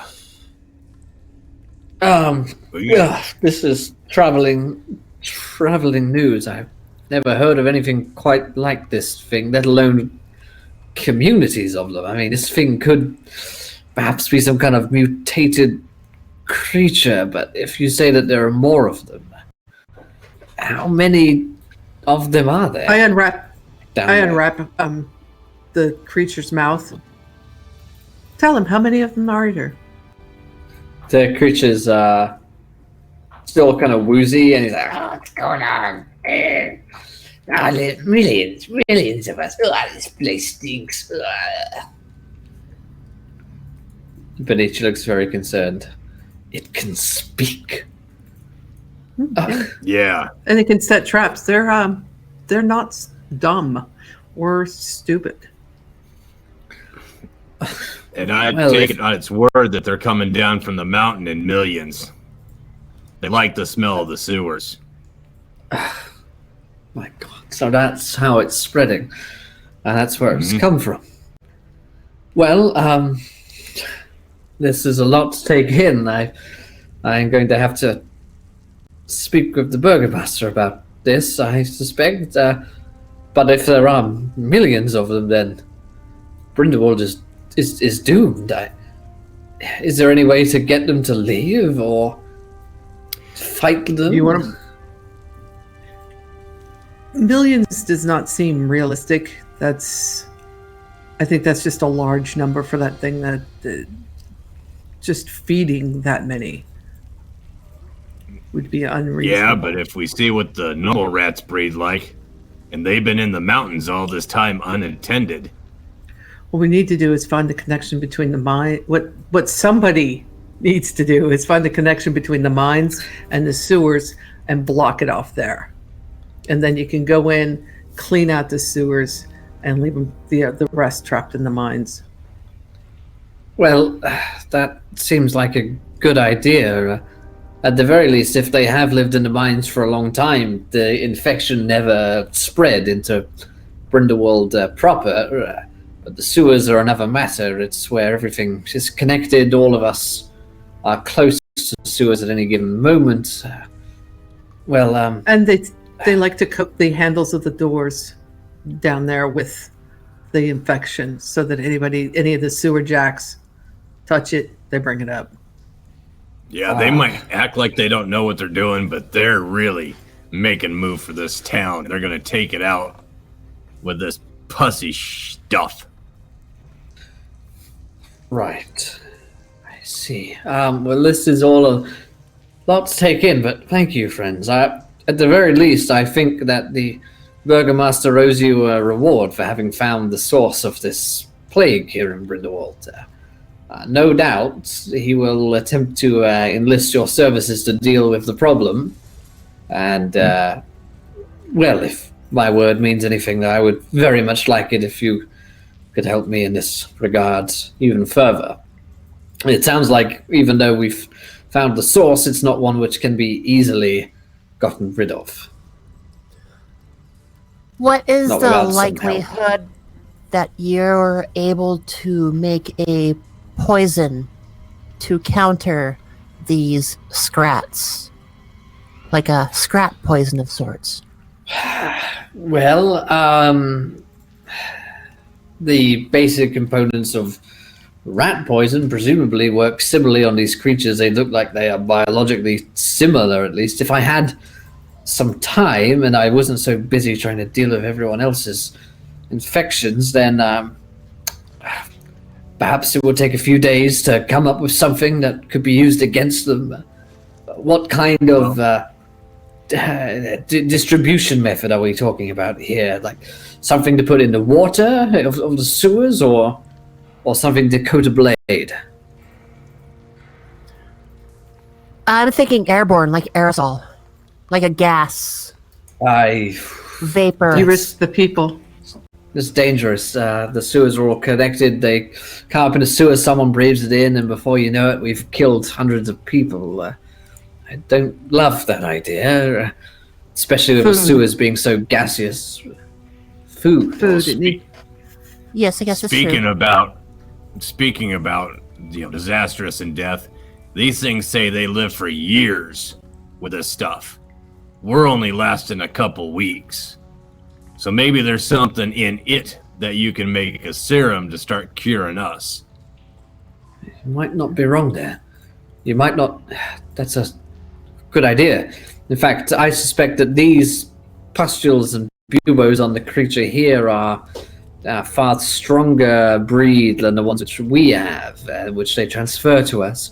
If I had some time to try and work on this serum alone, then I could try and work on a cure. But again, that might take me a couple of days.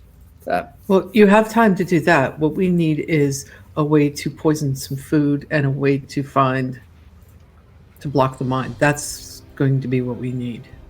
Well, that's very well. I'll set to work immediately on trying to create something which is poisonous to the creature. Rather grisly, but I do have a test subject here to work upon, so...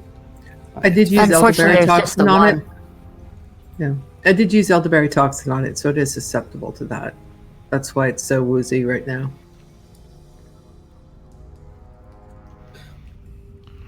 Okay.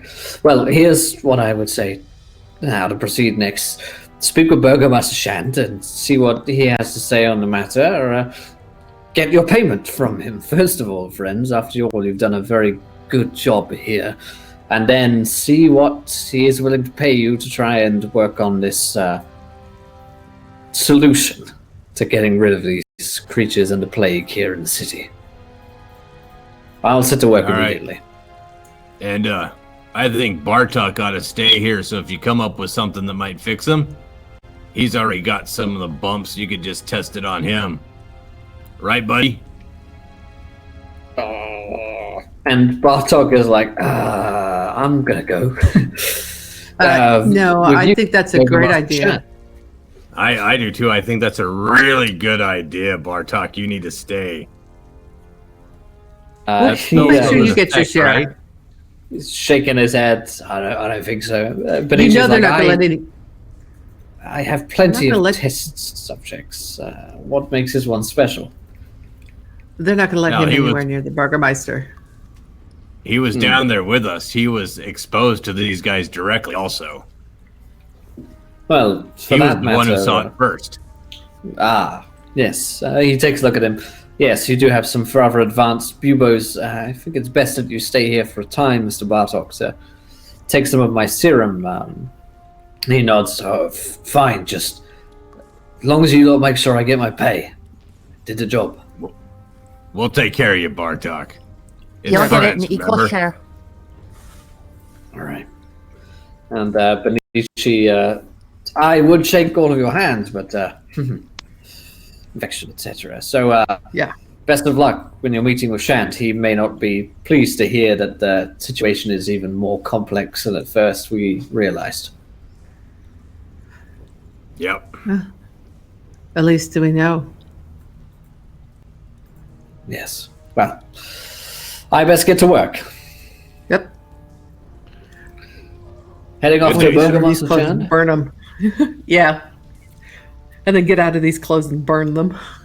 As Yeah, do you guys want to go we back head to what's out, happening first? as we head out, it's like, oh, damn! I thought I was going to have to kill Bartok. I was going to feed him to one. Well, I mean, we're probably going to have to go back down there again, and we'll need a guide still. Eh. Yeah, but he won't be Yeah. under my control forever, though. And I can only do that so often. Ah, kid, you did great. How do you I'll sis? have to wear in a whole new coat. I'll buy you a coat. I think we're all going to have some nice stuff here in a little bit when we get to the big cheese and the big payoff. Yep. I think we should head You back got to money our. coming to us now? Yeah, we should head back to the inn and get washed up. We don't want to draw any extra attention as we head to the Burgermeister. True. That sounds like a good idea. Mm-hmm. I So could we at do this with point it'd drying just be a off. quick stop off. Yeah, change clothes, get ready, make yourselves look presentable, make yourselves smell presentable for meeting with the leader of the town, so you can take some quick baths and get a change of clothes in town, get a new cloak. And head off to Burgomaster Shan's busy tower. Again, plenty of people are petitioning. You guys can push yourselves through. Well, in fact, some of them even part as they recognize you guys to be the ones who are trying to help cure the plague here in the town. And eventually, after speaking with a guard, you are let through to speak with the rather rotund Burgomaster, who is stressed out. He's just like a quivering ball of stress and tiredness, and his very fine clothing at his desk covered in a million different papers and petitions. He looks up as his hand is in his head. Please tell me that you have good news. Oh, we have very good news. You needn't worry about any of that paperwork. There are hordes That's of amazing. intelligent monsters spreading disease from underneath the sewers, and they're planning to basically overrun the town. And this is why Harold never gets a date. Right to the point. It's been a long day, friends. I'd appreciate it if we would cut out the jests. Truly. No, What did you just find? there's rat men living in the sewers. They're the source of the plague. One of them's with Benici. They come from inside the mountain. And they're intelligent. And it looks like they're spreading the disease willfully. So I believe that is a job well done. It's time to pay us. Am I Yep. dreaming? This is No. real life. Yeah. Why We can look we at can it take this you. way. What possible reason would we have to make that shit up? Of course, if you doubt us, we can always take you to Benici's and you can meet the rat man. Or we can bring the rat man here and drag it right through town. Yeah, even better. It's a better idea. I'll cover the pink That's boils. not a good idea. That's not a good idea. But if it's all well and good with you, I would like to see the creature that you're claiming. Forgive me for my hesitation, but If you're free now, come on. You Yep, gotta see let's this go. thing. It's a beauty. And according to it, there's millions more. Oh, And a queen. God. Right.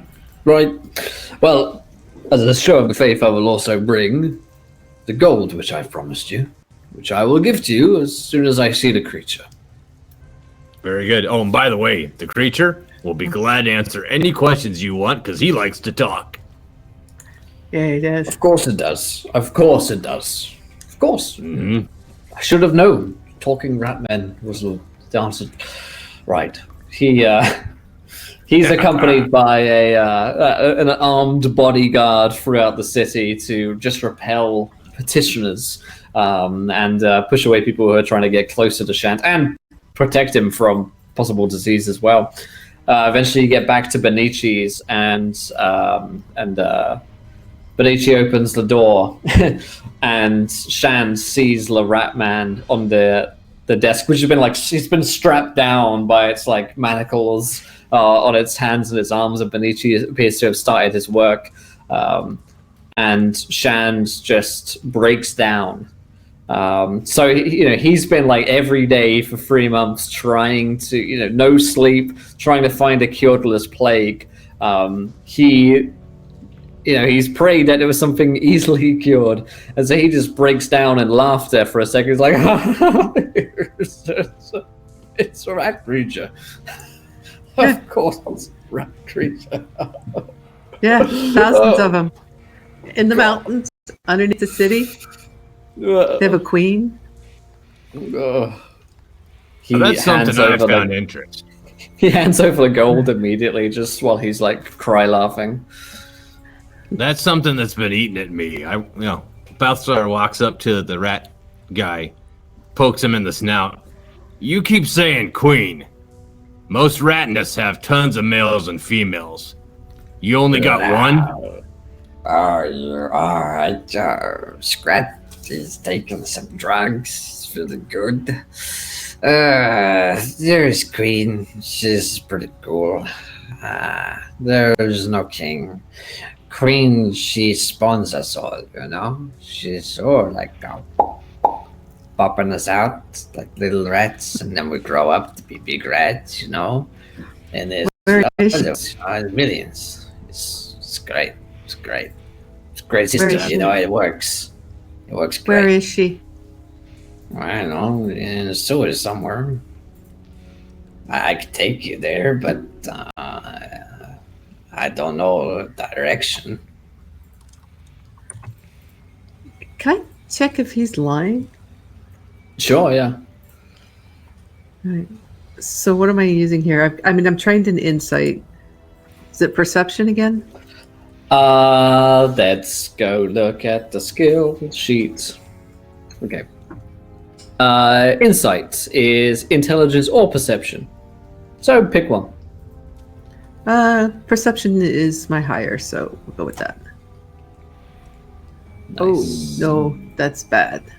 You can't tell. It's like he has like humanoid features and human sort of mannerisms, but it's not a human, it's humans have a way. You're used to telling what a person's face looks like when they're lying, but this rat creature, it doesn't have the same features and tells, I guess.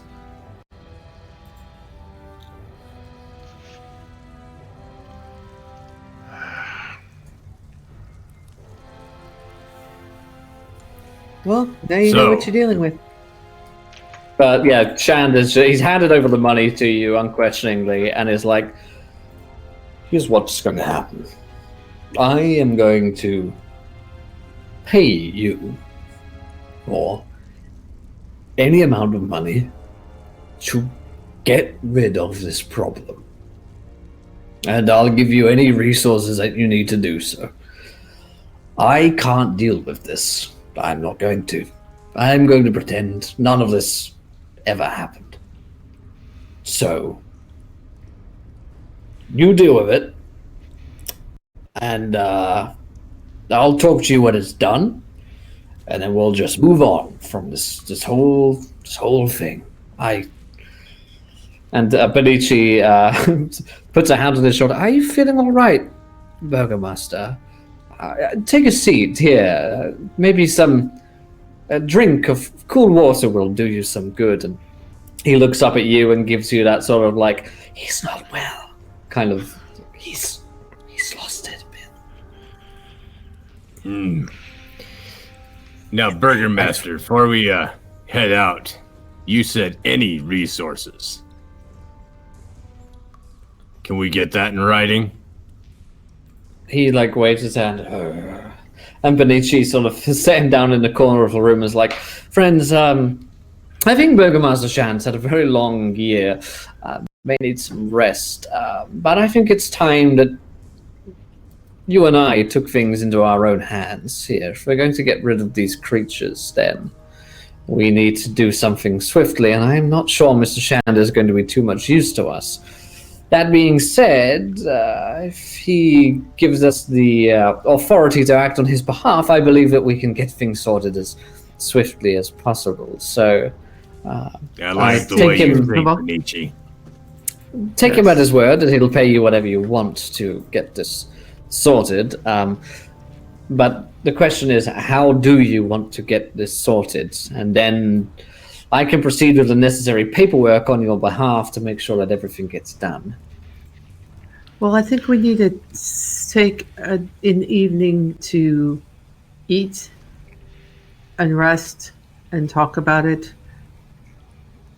There are several In ways comfort. we could go about it. In comfort, yes. So, someplace nice and clean. Hot bath. I can't afford the cleanest place in town now. Good idea. You know what? No. I could do with a day off. I'm going to take the day to work on this review. There is a very fine hotel not far from here, which is the cleanest in town. Let's get some food, and let's talk about how we're going to deal with this problem. Burgomaster Shand, why don't you just take a seat here? There's rest. Here's some water, and yes. You stay there. Come on. I think he's going to be a while. You're leaving him in view of the Rat Man? I like your style.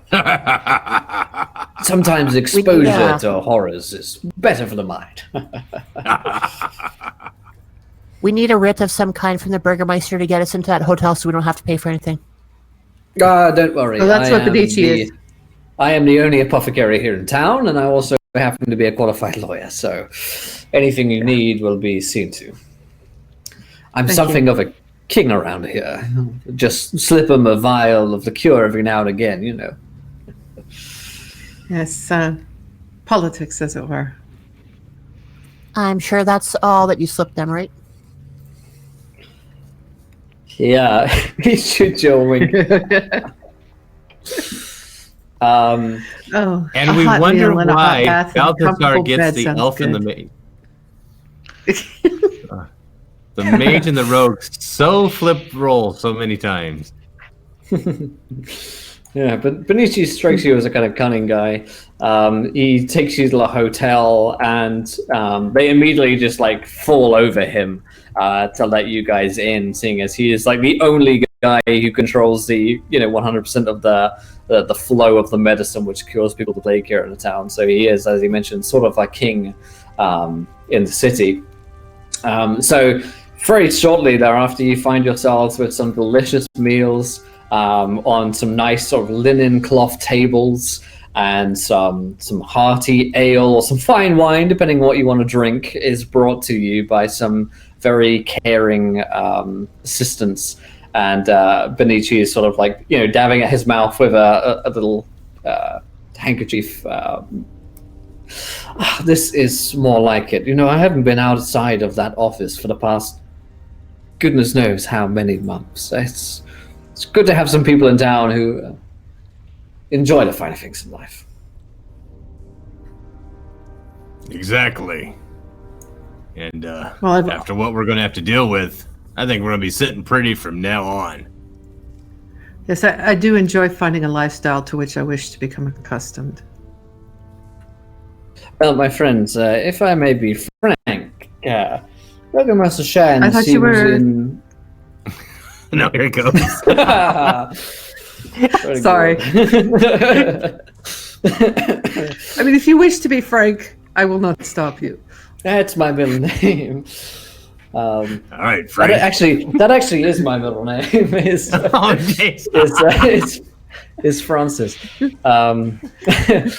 But the Burgomaster Shand appears in no fit state to rule over Bryndewold. I rather think this whole affair has set his mind.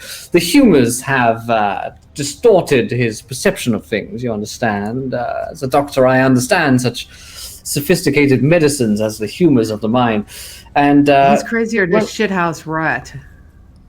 Right.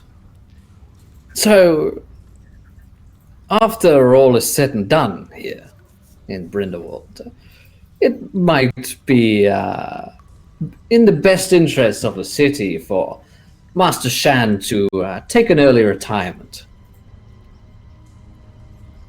I'm sure you would know a suiting replacement. Well, I accept.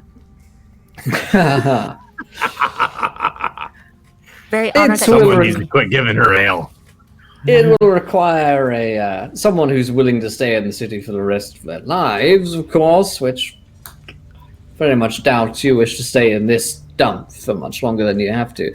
That being said, having a good friend amongst the leader of a city is not a bad thing to have, let's say. And I'm a very generous friend to have. We can see that. Yeah, Leo looks around. Now back like, to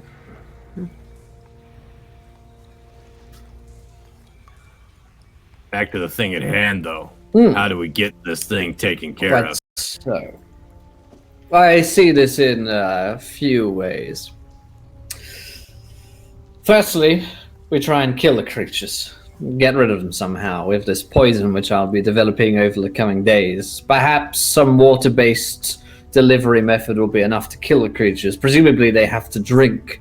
Maybe they drink from the sewer waters themselves. In which case, if we can get rid of that, rid of them that way, that could be a way to proceed. At the very least, weaken their numbers so that a large enough force could enter into the sewers to destroy the creature, the queen. If it's anything like a hive of ants, cutting off the queen is certainly advantageous. Secondly, we try and entreat with them to try and leave by one way or another. Maybe we threaten them, maybe we parlay with them and offer them something that they want, and try and get them to stay within the mountains. Before we do either of those, that's going to be. yes, before we even try to poison the water or food supply, whatever the decision is, we should cut off their escape into the mountains and cut off their support from the mountains. We need to find where that sewer and that mine junction is. Close that off. Deal with the ones that you have in the sewer. And so if we can cut off the flow of these rat creatures to the sewers, then we'll have less to deal with. Presumably they're flooding in there every day, so the mountains don't seem to be a problem, at least for now. If they've been living there for a long time, as the creature suggested, it's just this new surfacing of them within the sewers that's the issue. So mayhaps there are millions of them, but with any luck, maybe there are only as many as a few hundred in the sewers, at least for now. If there were millions, we would notice a lot more signs of them as time went on. They wouldn't be able to keep themselves hidden that much. We would know if there was that many of them. So I think that Blusser was just the mountains are huge. The mountains are huge and unexplored. They do need to eat. I agree. Millions seems very unlikely. Hundreds might be a little bit more of a better estimate.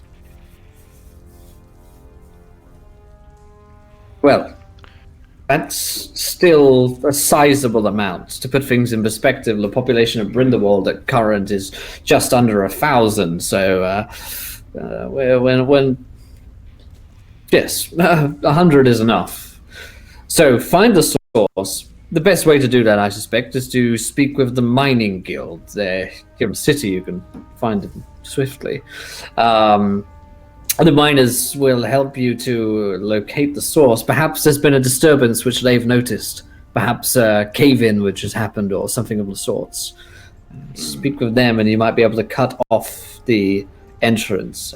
With Burgomaster Shan's approval, which I'm sure you'll have, you can get the miners to help you. Maybe causing a cave-in of your own, a tunnel collapse, to stop the creatures from getting into the sewers. Well, just thinking as we're talking here, Benici, the rat that you've got back at the lab, he referred to the town as you have tens of humans. So if he's saying our 1,000 is just 10, then how big are they actually? Right. And if Or we how cut off the mathematically queen, capable. yeah, but they could judge in size. So if we cut off the queen, who's to say that we won't have a scurry like you talked about with ants down the mountainside trying to flood us to find out what happened to the queen? That's why we need to close off the access. Is the mine active, either in game or out of game? It is. It is active. It is active, yes. It's one of the few sources of income the town has left. So then even the miners might have some information on these things. Indeed. Yes. That's why I suggest you speak with their guild leader. His name is Matthias. He's worth speaking to. Capable man. We might have heard something and can probably help you. Once that has been achieved, then you can return to me and we can talk about... hopefully by then I will have finished the poison for the creatures. Sounds like a plan. I agree. Harold, out of curiosity, can you do you have something? Can you make something that would allow us to collapse tunnels within the mine? It would be easiest if there were structures in the tunnels, support beams, that sort of thing. But I could probably get something that would weaken even stone to the point that it might be possible to cause a cave-in. I wouldn't say that it would be a safe thing to do, but possible. Maybe The once we miners talk to the do have- miners. Yes, I suspect they will have ways to, in a controlled manner, collapse a tunnel. Maybe we via can get them to go down there explosives or themselves. something. Good idea. Those mines are dangerous. People do die in them quite frequently. Yeah, so sending them down to the sewers to blow up that part of it might not be a bad option. They're used to working in that type of environment. I bet you they already smell. Well, we have a plan. We need to talk to this Matthias. Harold, whatever supplies I think we can get you for whatever you think you need. I'm sure Master Benici will help with that. I think I can work with Master Benici and his apprentices to see what can be arranged. Good And man. as you say, with the Miners Guild's help as well, they have certain secrets that. Well, I'm aware that they have them as secrets. I don't know what they are, or they wouldn't be secrets. Quite. Well, and considering that Rat Boys seem to know a lot about humans, I think they might have seen the mines, and the miners seen them, but they kept it hush-hush. Yes. And speaking of the creatures, something is just nagging at the back of my mind that it's almost as if it's a swarm of hornets that you would get on a spring day, and when the new queen arrives. Yeah. I'm just wondering where he sat there and said she pops them out. How many are we talking popping out? As somebody who grew up on a farm, as somebody who grew up on a farm, I think Leo and Fiona would both kind of know the basics of how rats multiply, and that it isn't just a female popping them out. Yeah, but that's where I'm worried about it. These aren't quite normal. I suspect that there's some type of, I look at my sister, magic at work. Well, they didn't strike me as natural creatures, that much is true. Perchance, did you take a look at it with any magical abilities that you may possess? It might be worth doing. Yeah, we could probably look at doing that when we get back to your offices. Tomorrow morning. Tomorrow. After we eat and sleep. Eat. Yes. And visit Quite. Matthias. And Quite, drink plenty more. to do. Yes. Eat, drink, and be merry. I thought he was Frank. We could be merry.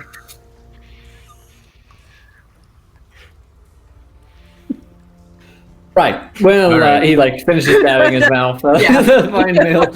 Balthazar is eating and I- drinking until he goes to sleep in Yeah. the chair.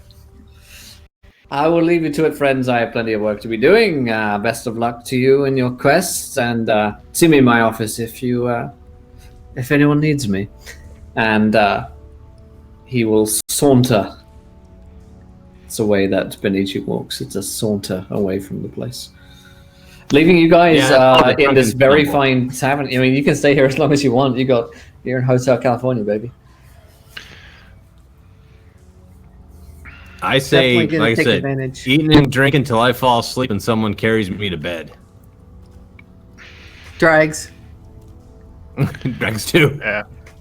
Harold is looking forward to spending a very restless night because the bed is just too comfortable. Plotting how to destroy his next jacket. Oh, that's already being taken care of. Little careful applications from the acid containers. Not a problem.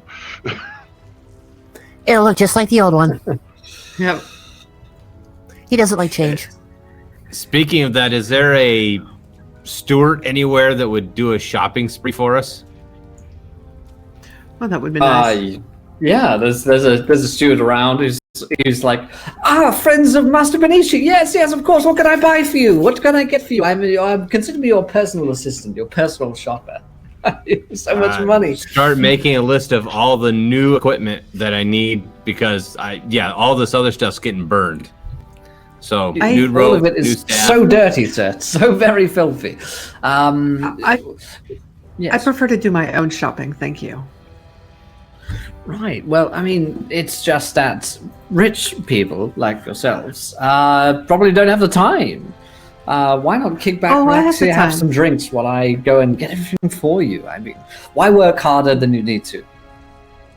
Because I don't want you taking your commission.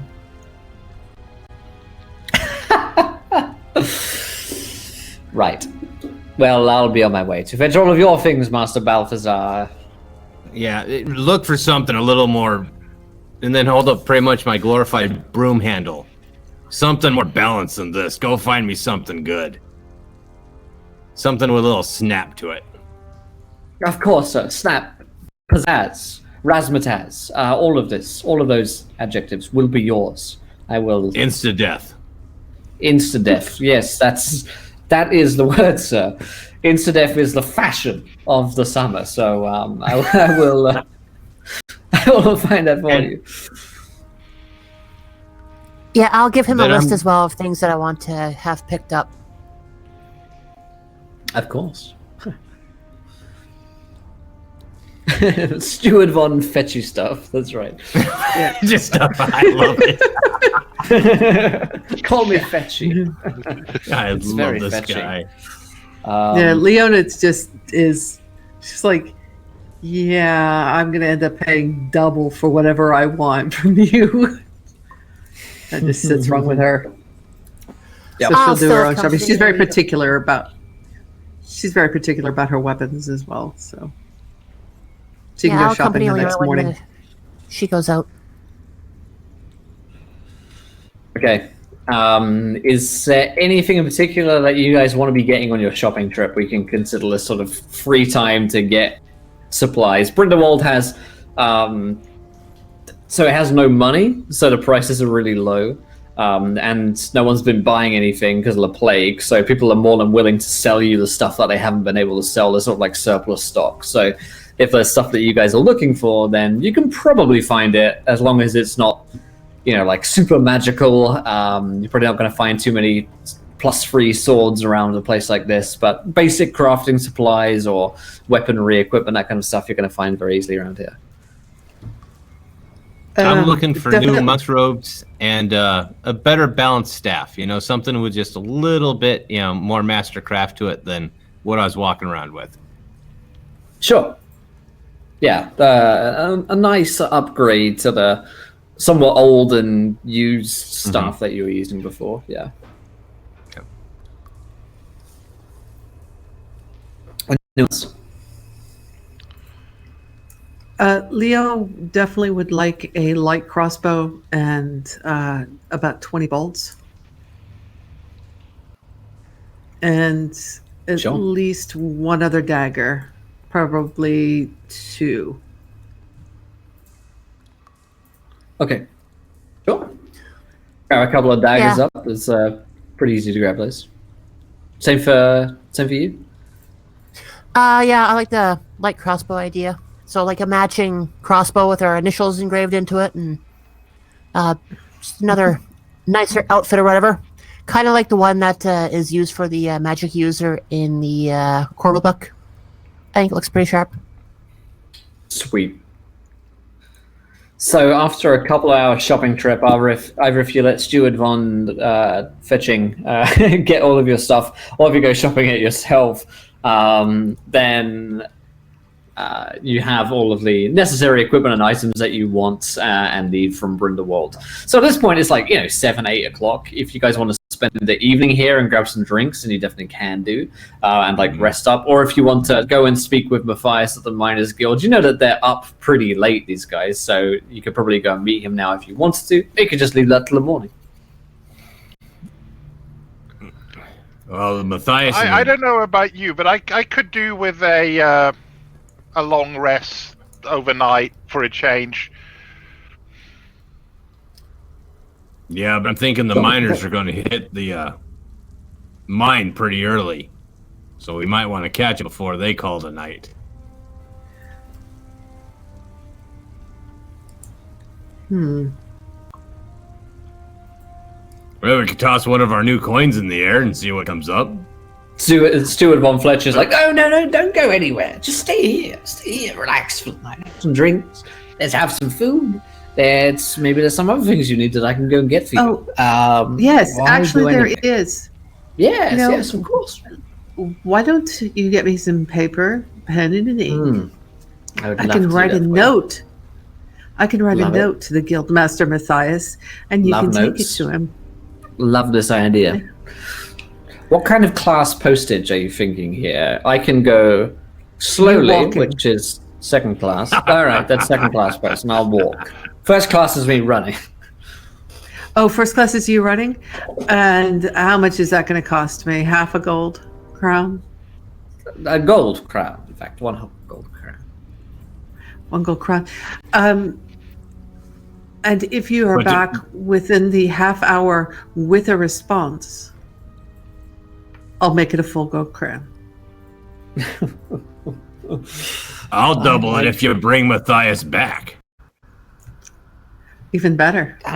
All of this, the stakes are so very high, I can hardly contain my excitement. Very good. And he just rushes out of the building. Oh shit! And he comes back. You need to write a note first before I run off. So, yep. I just write a note to him. Just the whole, Master Benici recommended us to you to speak to you. Blah blah blah blah. Mm-hmm. Could you join us Absolutely. for drinks at the blah blah blah blah? All right. Now. So, On us. To discuss a matter of our mutual profit. yes. Indeed. Absolutely. Okay, so the steward von Fetcham goes and runs off and to fix you this letter and to send it off to the Matthias. He runs out of the building. About 30 minutes later, we'll call it 31 minutes later, he returns sweating with a stout and stocky dwarf with a big grey beard. He has a mining pick over his shoulder. He's like dirty with soot. And here he is. I think within the allotted time for the whole gold crown. Hey, Balthazar, he looks like you. Yeah, he does. Could be my Do you brother. know this guy? Nope. There's Probably my a uncle. bit of a resemblance. So the coin. I hand it right over. Wait a minute. What's his name? His name is Matthias. The mine that you asked for. I look at the miner. Dwarf to dwarf. That's You my name. Matthias? It's my name. All right. Hand it over. Whew. And he sits down in a chair and starts gulping at some water. The miner Matthias says, "All right, what do you want me for?" This sweaty little fella came up and said that you needed me. Handed me a letter, so I figured I'd come by before I. Well, you said that it was on the house, right? Drinks for free, so I'll have some drinks first of all, and then maybe we talk about whatever it is you need me for. Sit down. Enjoy. Eat and drink a little bit. Then we got some questions about what's down in the mines right now. Okay. I'll try and answer them as best I can. What's your problem? Well, seen any rats on your end of the mines lately? I have some. Seen a fair few rats down there as well. Big ones. To boot. Like we're You know, talking big man-sized rats, right? Like not. No, not the size Kinda of a talks. man, lass. Size of a cat or a dog, maybe. I seen ones that big. Not Size ones of as a big as dwarf? a man. No, not that big. But not that small. You know, some of are kind of quite tall, actually. You know, I'm actually very tall. I'm a very tall dwarf. I can see You know. that. Very I'm a very tall statuesque. guy. Yeah. That's what they say. They say, height of an elf, but, broadness of a dwarf. Broad where it counts. Right. That's right. Anyway, what were we talking about? Oh, rats. Yeah, big rats, size of a cat. Maybe the size of a dog as well, but they're in the mines that we don't go to anymore. I boarded them up a while ago for the lads. It doesn't look safe down there to me. I see. So those rats were coming from one certain direction. Well, they're coming from the town, I guess. Yeah, the south of us, north of the town. And this lines up, broadly speaking, with the sort of idea of the map that you had in your head. You headed northwards and the mountains to the north. So south of the mines is north of the town. So yeah. How long ago did you board that up? Right. Months past now, maybe 3 or 4 months back. boarded up. Sort of big fuckers in there and didn't want anything to do with it, so we just boarded them up, and there's not much good stuff down there anyway. So Shortly before the plague hit. Yeah, that's what I was thinking. right, well, I guess so. I haven't really considered that, but you know, it's not really my job to think about these fucking things. You know, just hit rocks. Simple. Maybe if we took him to This is good wine. Mhm. I mean, technically, he's the one that caused the plague. Who is Benici? The fucking apothecary you. guy. Me? No, you. Yeah, you drove How the did I rats into cause the the plague? sewers. You drove the rats into the sewers Well, the rat's got by to do cutting this. them off from the mountains. Oh, the rats carry the plague. That sounds fucking dumb to me. I don't think a rat could carry a plague. How would that even happen? How does that even work? Rats? I mean, they're The big just little pink things. The pink sores. I don't know. Listen, I boarded that thing up there so that my lads didn't get into any trouble with these fucking cat-sized rats. I mean, we killed a few of the fuckers. Too many of them, though. I did that to keep my guys safe. I'm not trying to hurt anyone here. Just trying to keep everyone safe. You've got to understand Oh, that. I understand. I understand. It's just now we have a real problem, and we need your help to fix it. Not quite. Not quite. Because if his guys are working in the mountain and they're not being impeded by the rats anymore, these guys already blocked off the entrance that's causing the problem. That's why the rats with the queen are popping them and coming into the city. So if we could secure that, cave that part in, he might have already done half the work for us.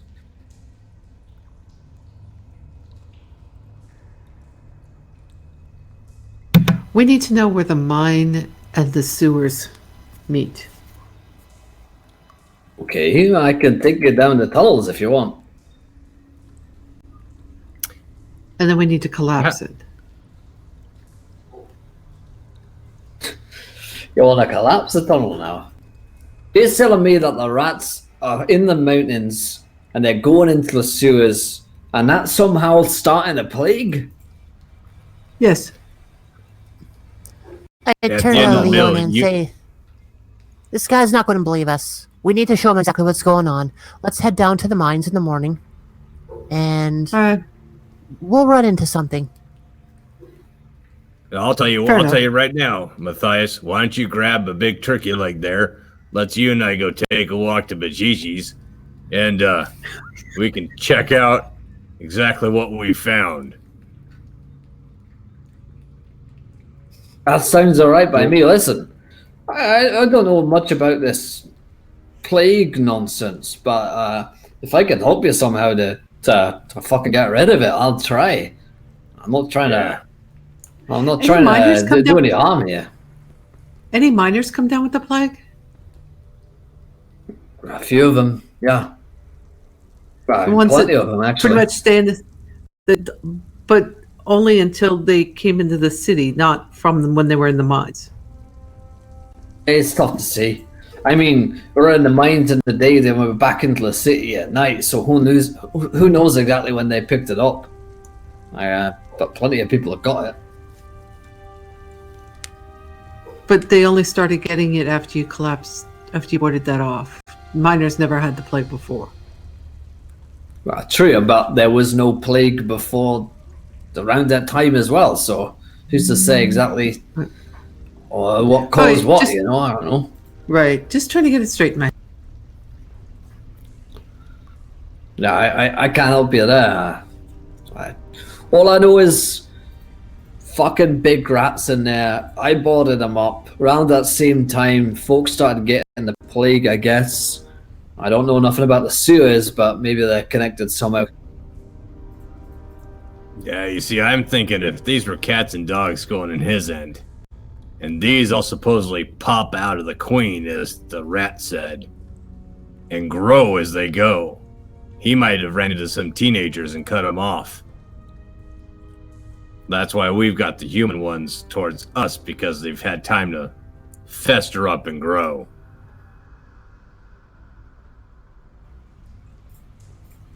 Right.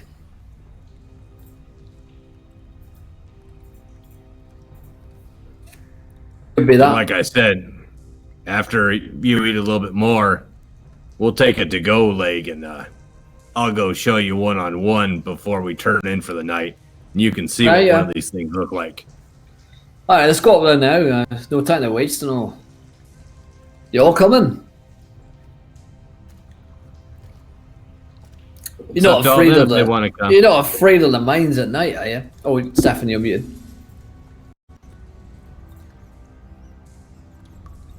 We've got business up that way anyhow, so yeah.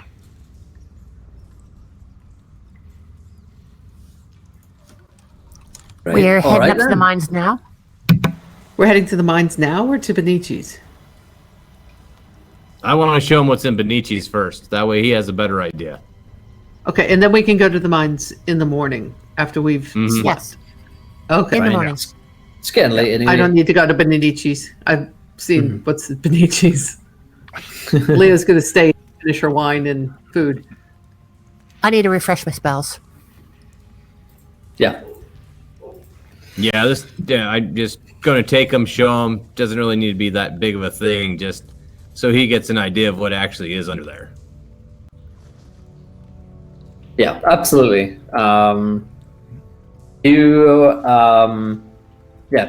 You lead over Matthias to Benici's and show him the rat thing. He is, let's say, somewhat more than bemused, but not terrified. He kind of like shrugs at the creature, like, "Well, that fucking thing's weird." All right, maybe there's something in what you guys said. No, Balthazar, I'll lead you guys up there in the morning, and I'll take some lads with us as well. See if we can't clear out some of the blockades I put up there, and see what might be affecting the city. Yeah, I think you might have the key to the crossroads here that, we can take these things out in one fell swoop. All right, well, I've got 30 men that I can bring with us that are ready to fight, if you're thinking there's going to be a fight. Yeah, well, I'm thinking and it's from what gonna I be a fight. understand, we can use any resources we need, and we will be compensated, including your men. All right. Well, if you got the Burgomaster's blessing, then who am I to argue? Yeah, I got his pocketbook, and that's all I care about. All right, then. Well, I'll see us all in the morning, and see if we can't get ourselves up to no good. I like that sound.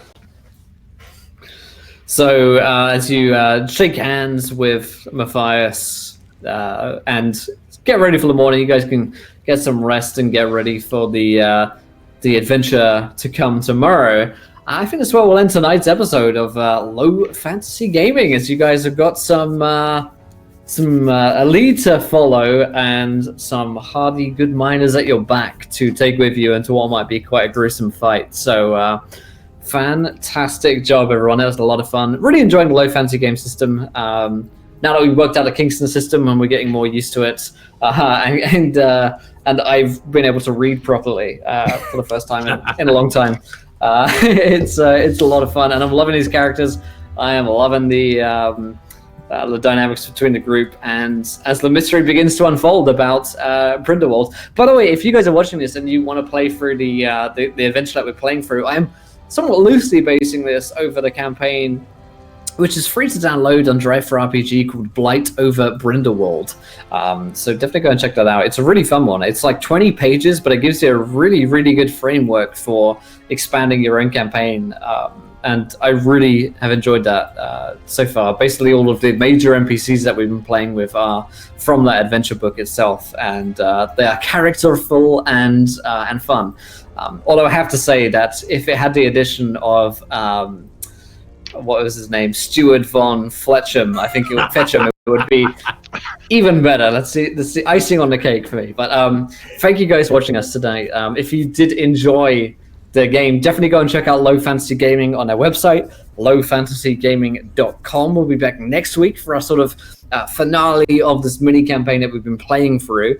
But let's get around the cast and the crew tonight. Did we enjoy ourselves? And where can we find you guys online? Let's start with Drake. How was that tonight for you, my friend? Oh, God, tonight was so much fun. I mean, it's one thing to play a monk and a dwarf, but to combine them and kind of just go, hey, let's go gritty, let's go bare knuckle, and let's go mean, for lack of a better term, I'm good with that. I love the environment, I love the world, I love the way you've laid it out. It was just an absolute blast to sit there and actually watch and chat. Also, people have no problem with the fact that we're okay with killing NPCs if we have to. Yeah, you guys are down for it. Yeah. And you can find me at DrakeFinney _ on Twitter, as well as Drake Finney anywhere else on social media. I do a lot of high school sports streaming and things like that. But this is my one night I kind of have off. So when you dangled the carrot, I jumped right at it. Absolutely fantastic. And Charlotte, Foxfire22, how was that tonight for you? That was fun. I spent everything I had in the first 5 minutes of the game, which I spent the last 2 weeks trying to come up with something neat to do for that, just to play with magic a little bit, because I don't normally play magic users. My class of choice generally revolves around like a ranger type character, so this is a little bit different. Having to stay in the... Yeah, actually that came to me earlier on like noon maybe. It's like, oh, that'll work perfectly. And then I had to listen to it right before the show just to get the proper tune of it, which I probably butchered anyway, but no, it was all good. We're making some progress in this. We're getting on the right track, I feel, and we'll see what comes next week for us.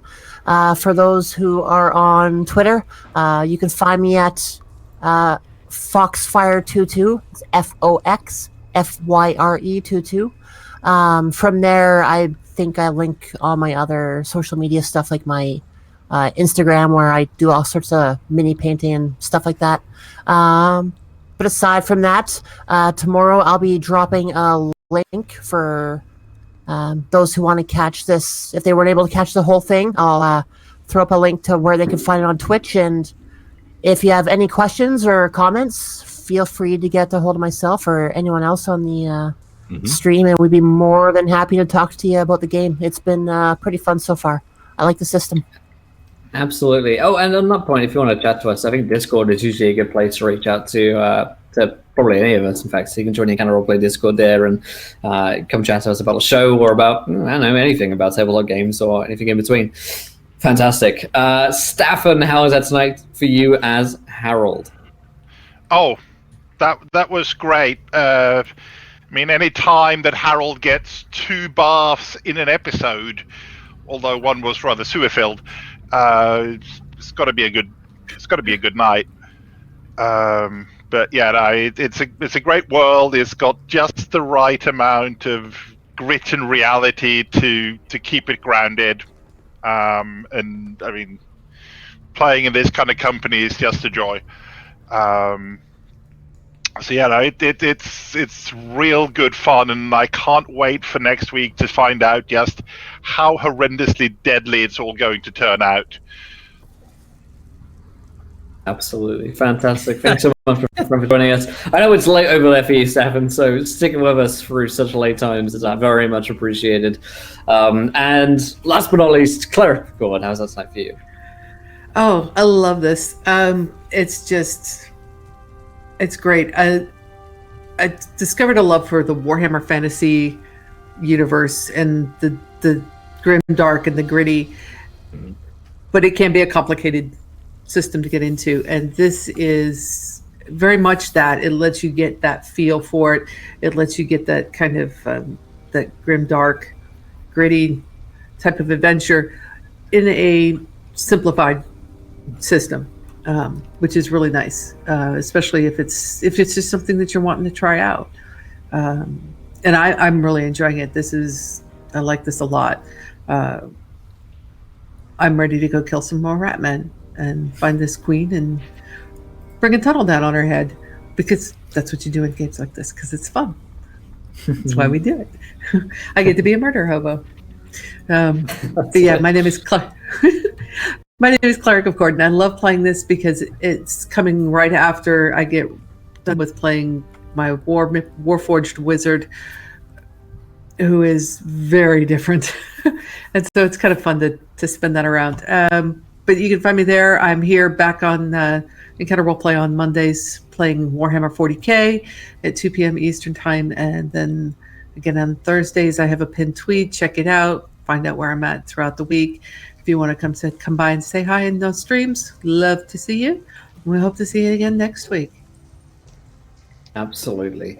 Cannot wait to wrap this game up with you guys next Thursday. 8 p.m. Eastern is when you can find us here on Encounter Roleplay. If you haven't watched the first episode, go back on YouTube. Plenty of people have been checking it out, actually. Thank you guys for watching the first episode.